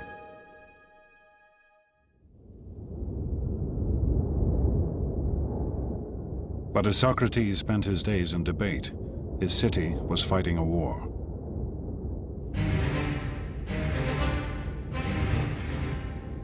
The Spartans invaded Athenian territory and set about burning all the farmland around the city. The Athenians became increasingly anxious. They could only watch from the city walls as their fields and crops were destroyed. But such was Pericles' reputation, he managed to convince the Athenians to stick with his plan. The city could rely on her fleet and shipments from overseas to survive. Little did Pericles know that this fleet now carried an even greater threat.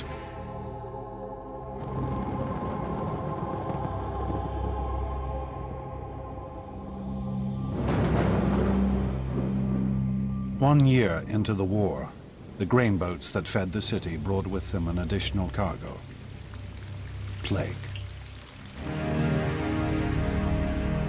A disease that would now devastate Athens. Pericles' plan couldn't anticipate difficulties that we now would suggest were rather likely in those circumstances of crowding. And the results were horrendous. With the population crammed behind the city walls, the affliction spread like wildfire. The symptoms were horrific. The Athenian historian Thucydides, who lived through these years, recorded its effects. The body was suddenly seized, first with violent heats around the head and redness and inflammation of the eyes, and then the disease descended into the bowels, producing violent ulceration and uncontrollable diarrhea. The sufferings of individuals seemed almost beyond the capacity of human nature.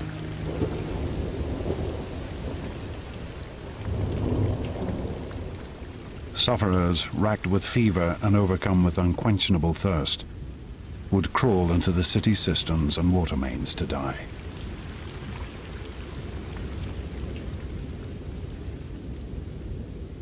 The city must have looked terrible, smelled terrible, been awful to be in, and terror must have reigned everywhere.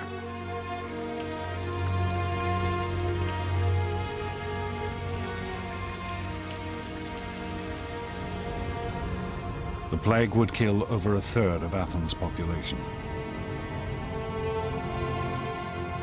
And then it struck the city's figurehead, Pericles.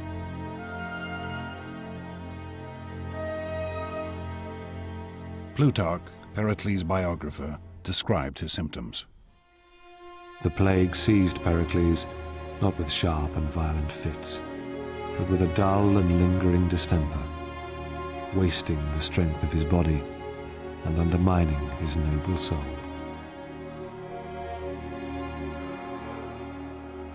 By the end, the patrician hero of the city was reduced to relying on potions and magic in an attempt to cure himself.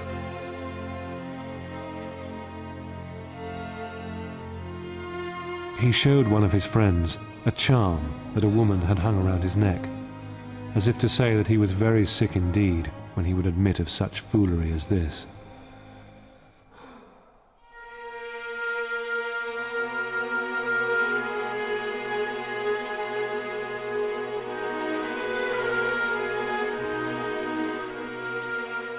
Finally, after 6 months of lingering illness, Pericles died in 429 BC.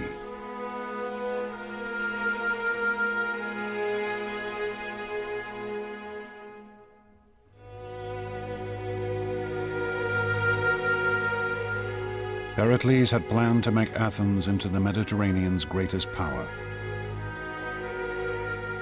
But his carefully calculated strategy had brought only disease and death. Like most brilliant men, like most people who have had great success all their lives, Pericles simply underestimated the degree to which some things are out of the control of the very best intelligence and the very best knowledge that there are.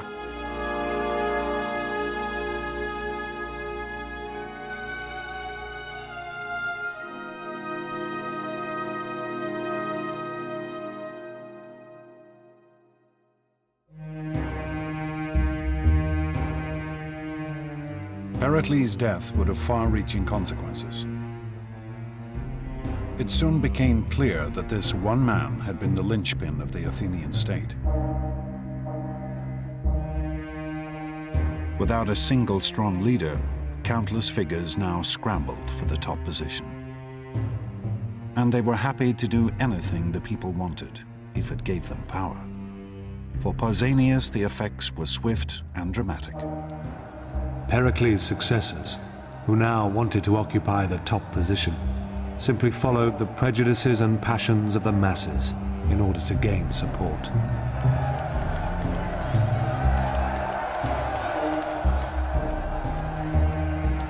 Athenian democracy now revealed a new and terrifying potential. The potential to slide into mob rule, crippling her ability to fight a war.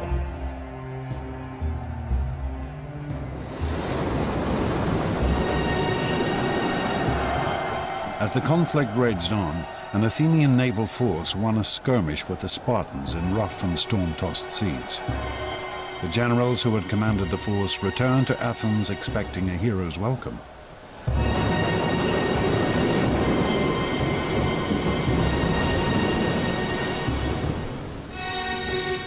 Instead, they were thrown into prison.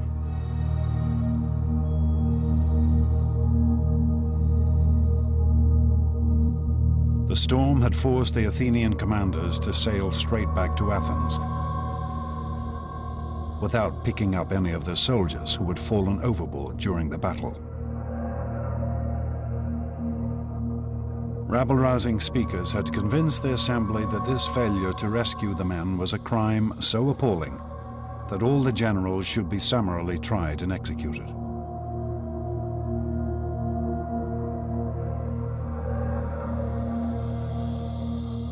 We know of only one man who stood up and attempted to calm the fevered assembly: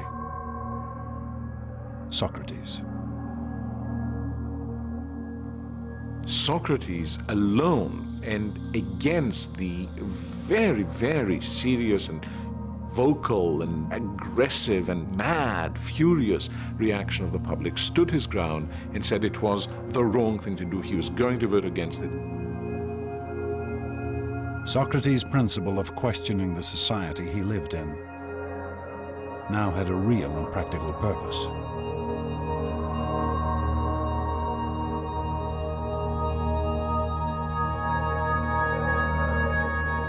But in the end, Socrates was only one voice amongst the multitude, and he could not sway the assembly.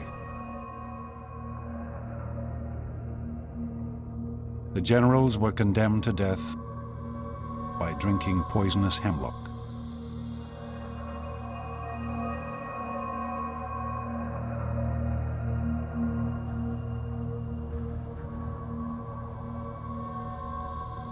With the assembly in the hands of self-interested despots, once mighty Athens began to lose her way.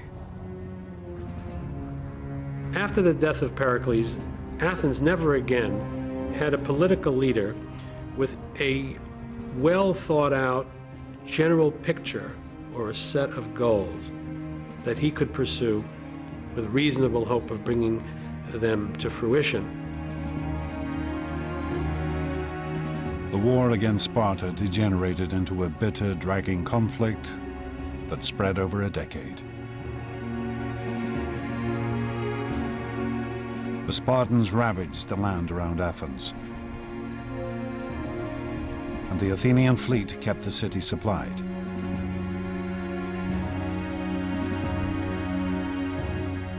Neither side was able to defeat the other.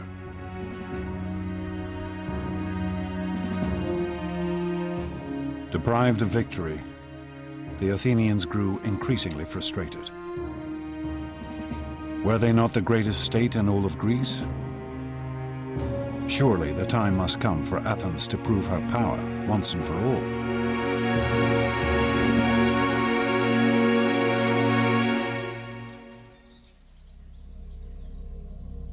Then, in the year 416 BC, a daring proposal was put before the assembly. A small Greek colony on the island of Sicily had asked for protection. Protection from a neighbor allied with Sparta. Why should the Athenians not come to their aid, humiliate their Spartan adversary, and perhaps conquer all of Sicily at the same time? As one Athenian addressed the assembly, "This is the way we won our empire, and this is the way all empires have been won. Let us set out on this expedition, for it will destroy the arrogance of the Spartans, and at the same time we shall become rulers of all Greece."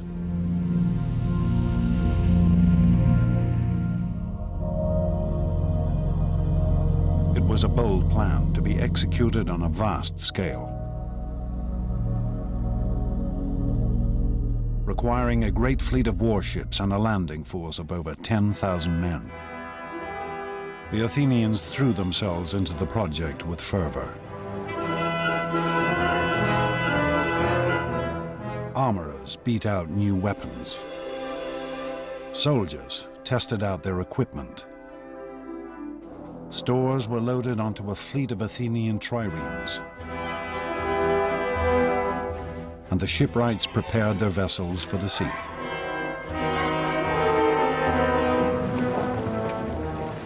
Then, to great fanfare, the mighty invasion force set out for Sicily.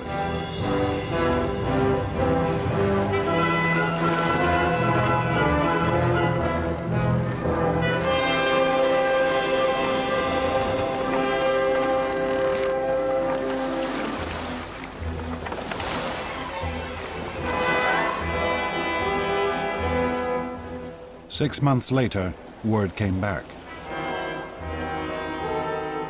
The campaign was not going as quickly as hoped. They needed reinforcements.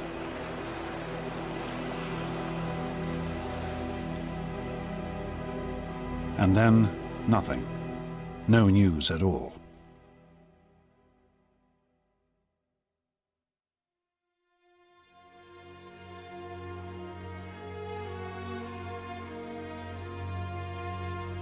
Then, in the autumn of 413 BC, a sailor arrived in the city.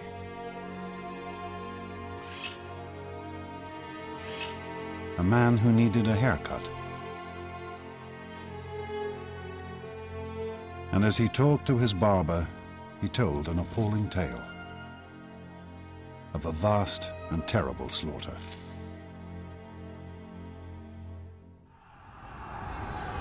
It was the story of an invading army that had been pinned down where it landed, of how its leaders had argued with each other about strategy, of how their food and water had run out, of how they'd attempted to ford a great river in a desperate attempt to escape.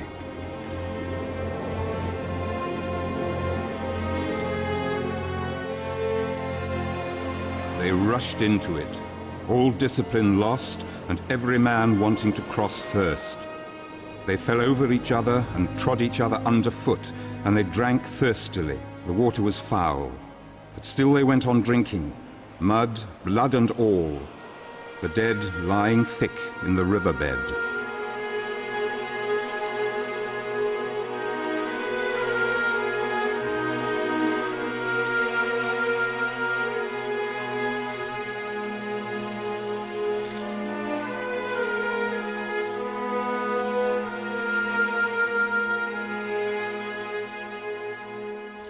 This was how the Athenians discovered that they had been the victims of one of the greatest defeats in ancient history.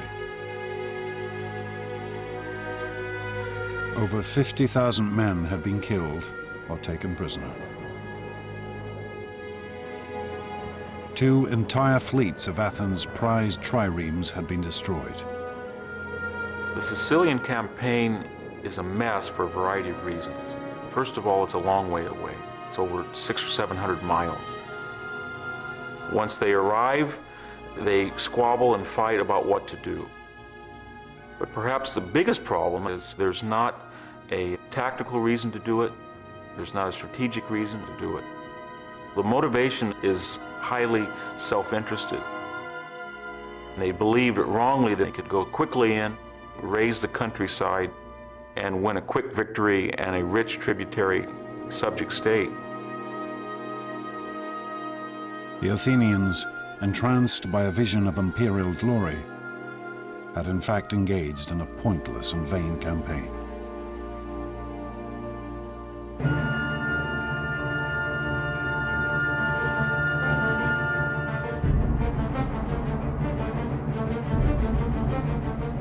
With Athens' military power now crippled, her enemies began to close in.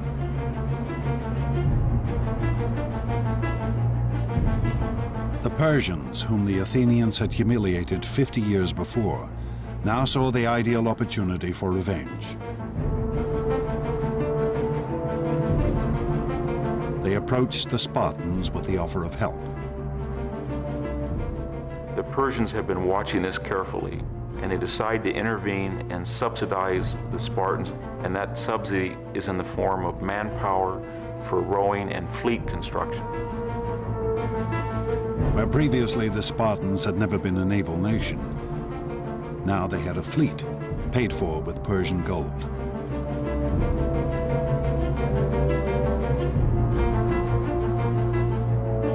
With Athens' navy decimated by the defeat in Sicily, the Spartans could now blockade the Athenian harbors. The great grain convoys from Egypt and the colonies could no longer get through. And finally, the Athenians began to starve in the streets.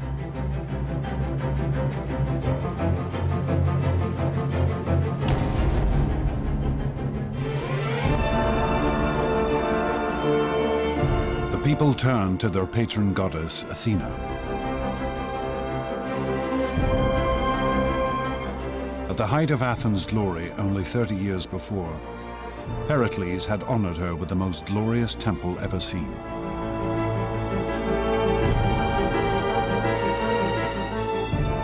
But the goddess could offer no help now.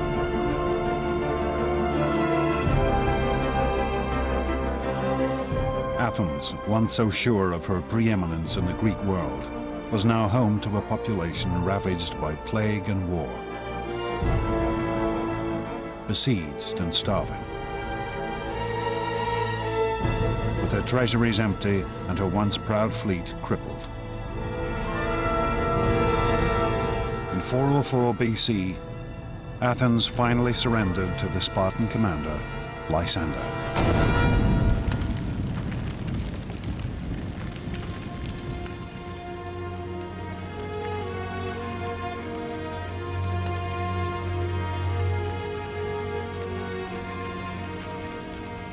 The Spartans' terms were heavy. The great walls which had defended the city were to be torn down. Her fleet was to be destroyed.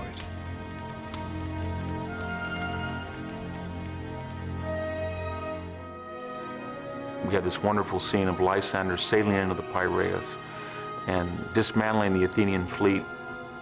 That's important because the destruction is symbolically a destruction of the Athenian Empire.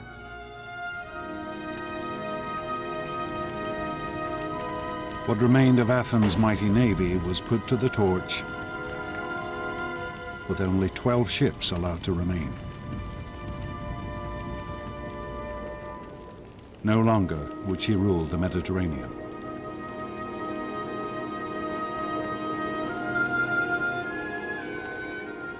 The Athenians became convinced that they could do, finally, in the end, more than they really could.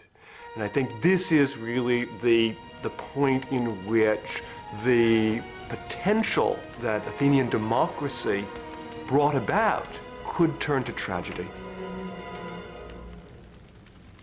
They could achieve great things, they could not achieve all great things. But it would still take one more act of vanity and violence before the Athenians could redeem themselves. And their city could be reborn.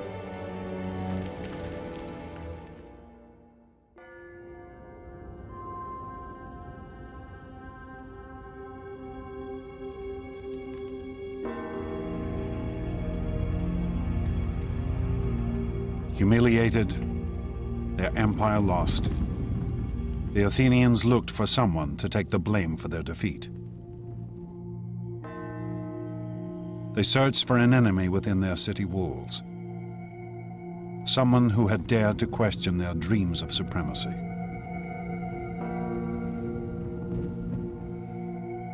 They searched for Socrates. Socrates was a critic.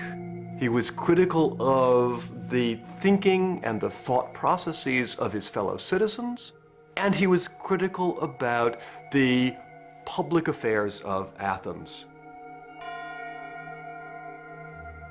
For over 50 years, Socrates had been publicly questioning and attacking the traditions of Athenian life.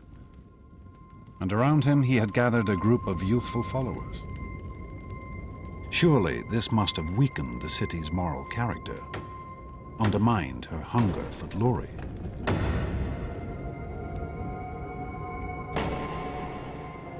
Socrates was arrested on charges of undermining the state religion and corrupting the youth of the city.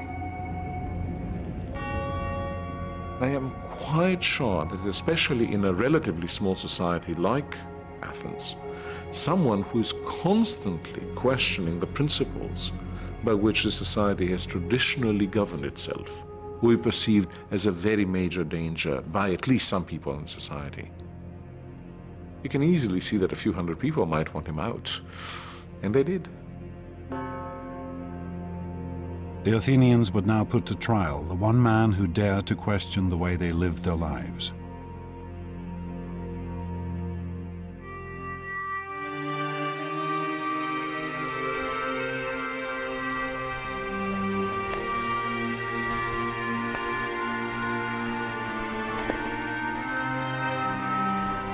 Socrates' trial would be held in Athens' central marketplace,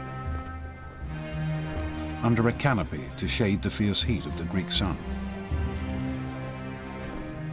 He would be tried by a jury of his fellow citizens, chosen at random, the same kind of group that had condemned 6 generals to summary execution only 7 years before.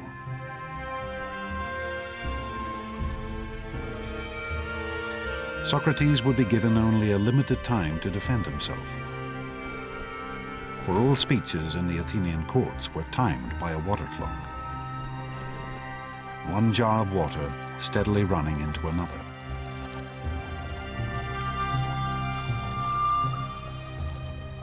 But Socrates shows no fear in the face of his accusers. In fact, he is positively stubborn.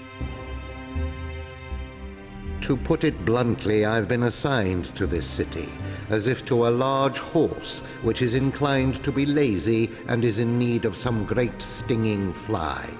And all day long I'll never cease to settle, here, there, everywhere, rousing and reproving every one of you. It is not an approach designed to win sympathy. Socrates is setting himself and his life against the entire Athenian state. He is doing what he thinks is the right thing to do. He thinks the life he has chosen, this life of thinking for yourself, is the best life. As he says in his speech, the unexamined life is not worth living for a human being.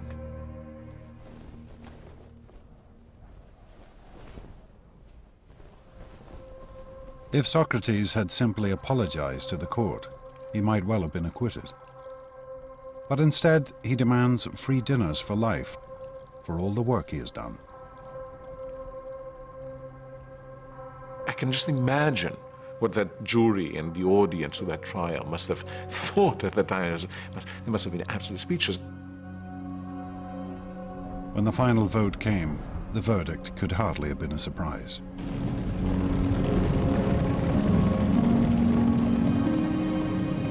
The court found Socrates guilty with the penalty of death.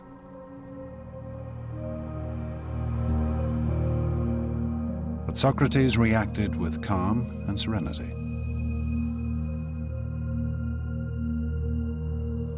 Well now, it is time to be off. I to die and you to live. But which of us has the happier prospect is unknown to anyone but heaven.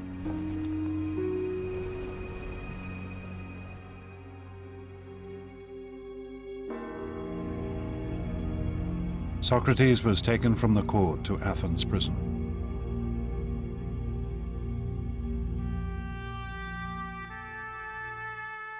The site of this prison still exists. We can still trace the layout of the cell in which Socrates was probably held.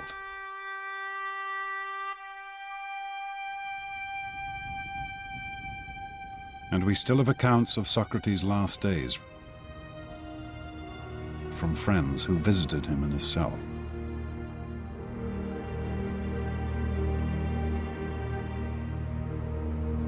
Socrates would be executed in the traditional Athenian manner, by drinking hemlock.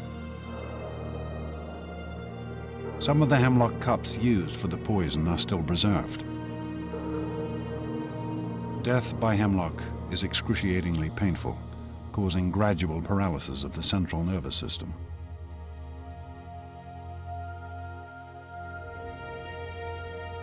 But as the moment of his execution drew near, Socrates turned to his friends, treating the whole affair as if it were nothing at all. For me, the fated hour calls. In other words, I think it's about time I took my bath. I prefer to wash before drinking the poison, rather than give the women the bother of washing me when I am dead. But as the hemlock was poured, his friends broke down. We have the account of one named Fido. In spite of myself, the tears came pouring down, so that I covered my face and wept broken-heartedly.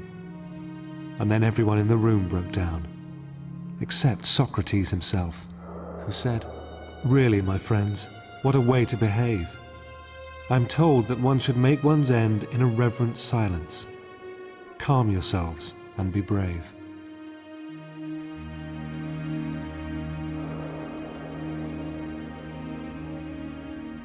As Socrates lay back on his bed and let the poison take effect, his friends watched in silence. Here was a man who was dying not for glory, not for fame and honor, but for the sake of his principles, because he believed that man should question the world around him. It was a sight they would never forget.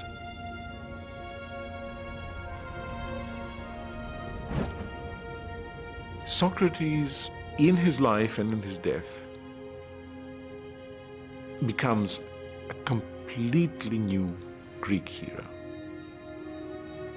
From now on, the hero is a person of conviction, a person who will follow nothing but the dictates of his intellectual conscience, and that is a new conception of what a human being is like and what a good human being must be like.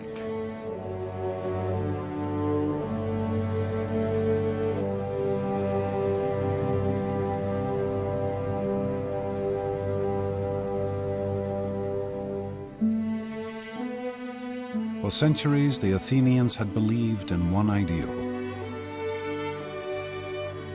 the vision of a martial warrior hero.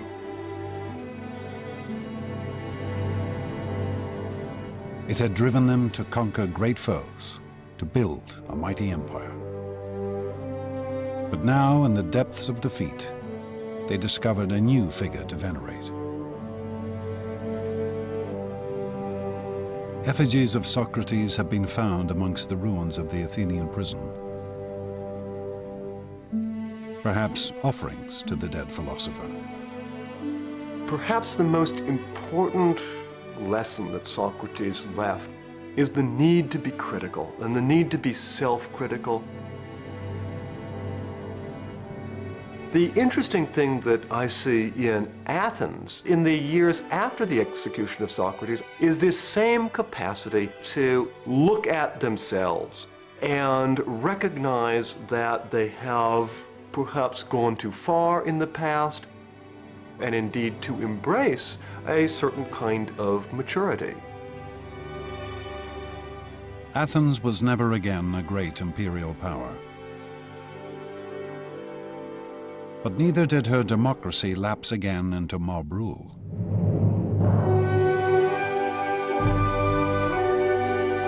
Instead, she became a city of intellectual inquiry.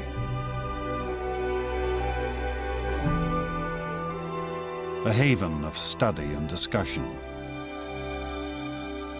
where Socrates' students and his students' students slowly began to build a world based on reason.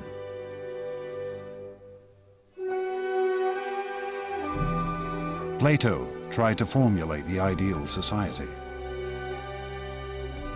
Aristotle studied nature, establishing biology and zoology. And slowly the ideas and work of these Greek thinkers began to spread across the known world. One could say that a major part of the energy of the Athenians turns into building what one might call empires of thought. So where before you had Athens sending its ships to the various islands in order to collect taxes, here you have reason extending its dominion over all areas in which our lives are actually lived. Socrates' principles of reason, of questioning assumptions and the world around you, still endure.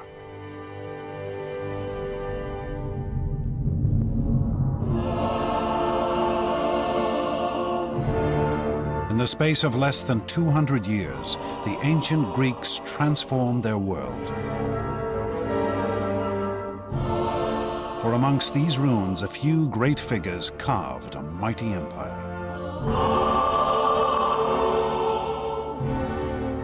They invented democracy and politics, science and philosophy. They gave us literature and drama, art and monuments which still take our breath away. And ultimately, these Greeks taught us how to reason and think. Two and a half thousand years later, their astonishing achievements continue to shape our world.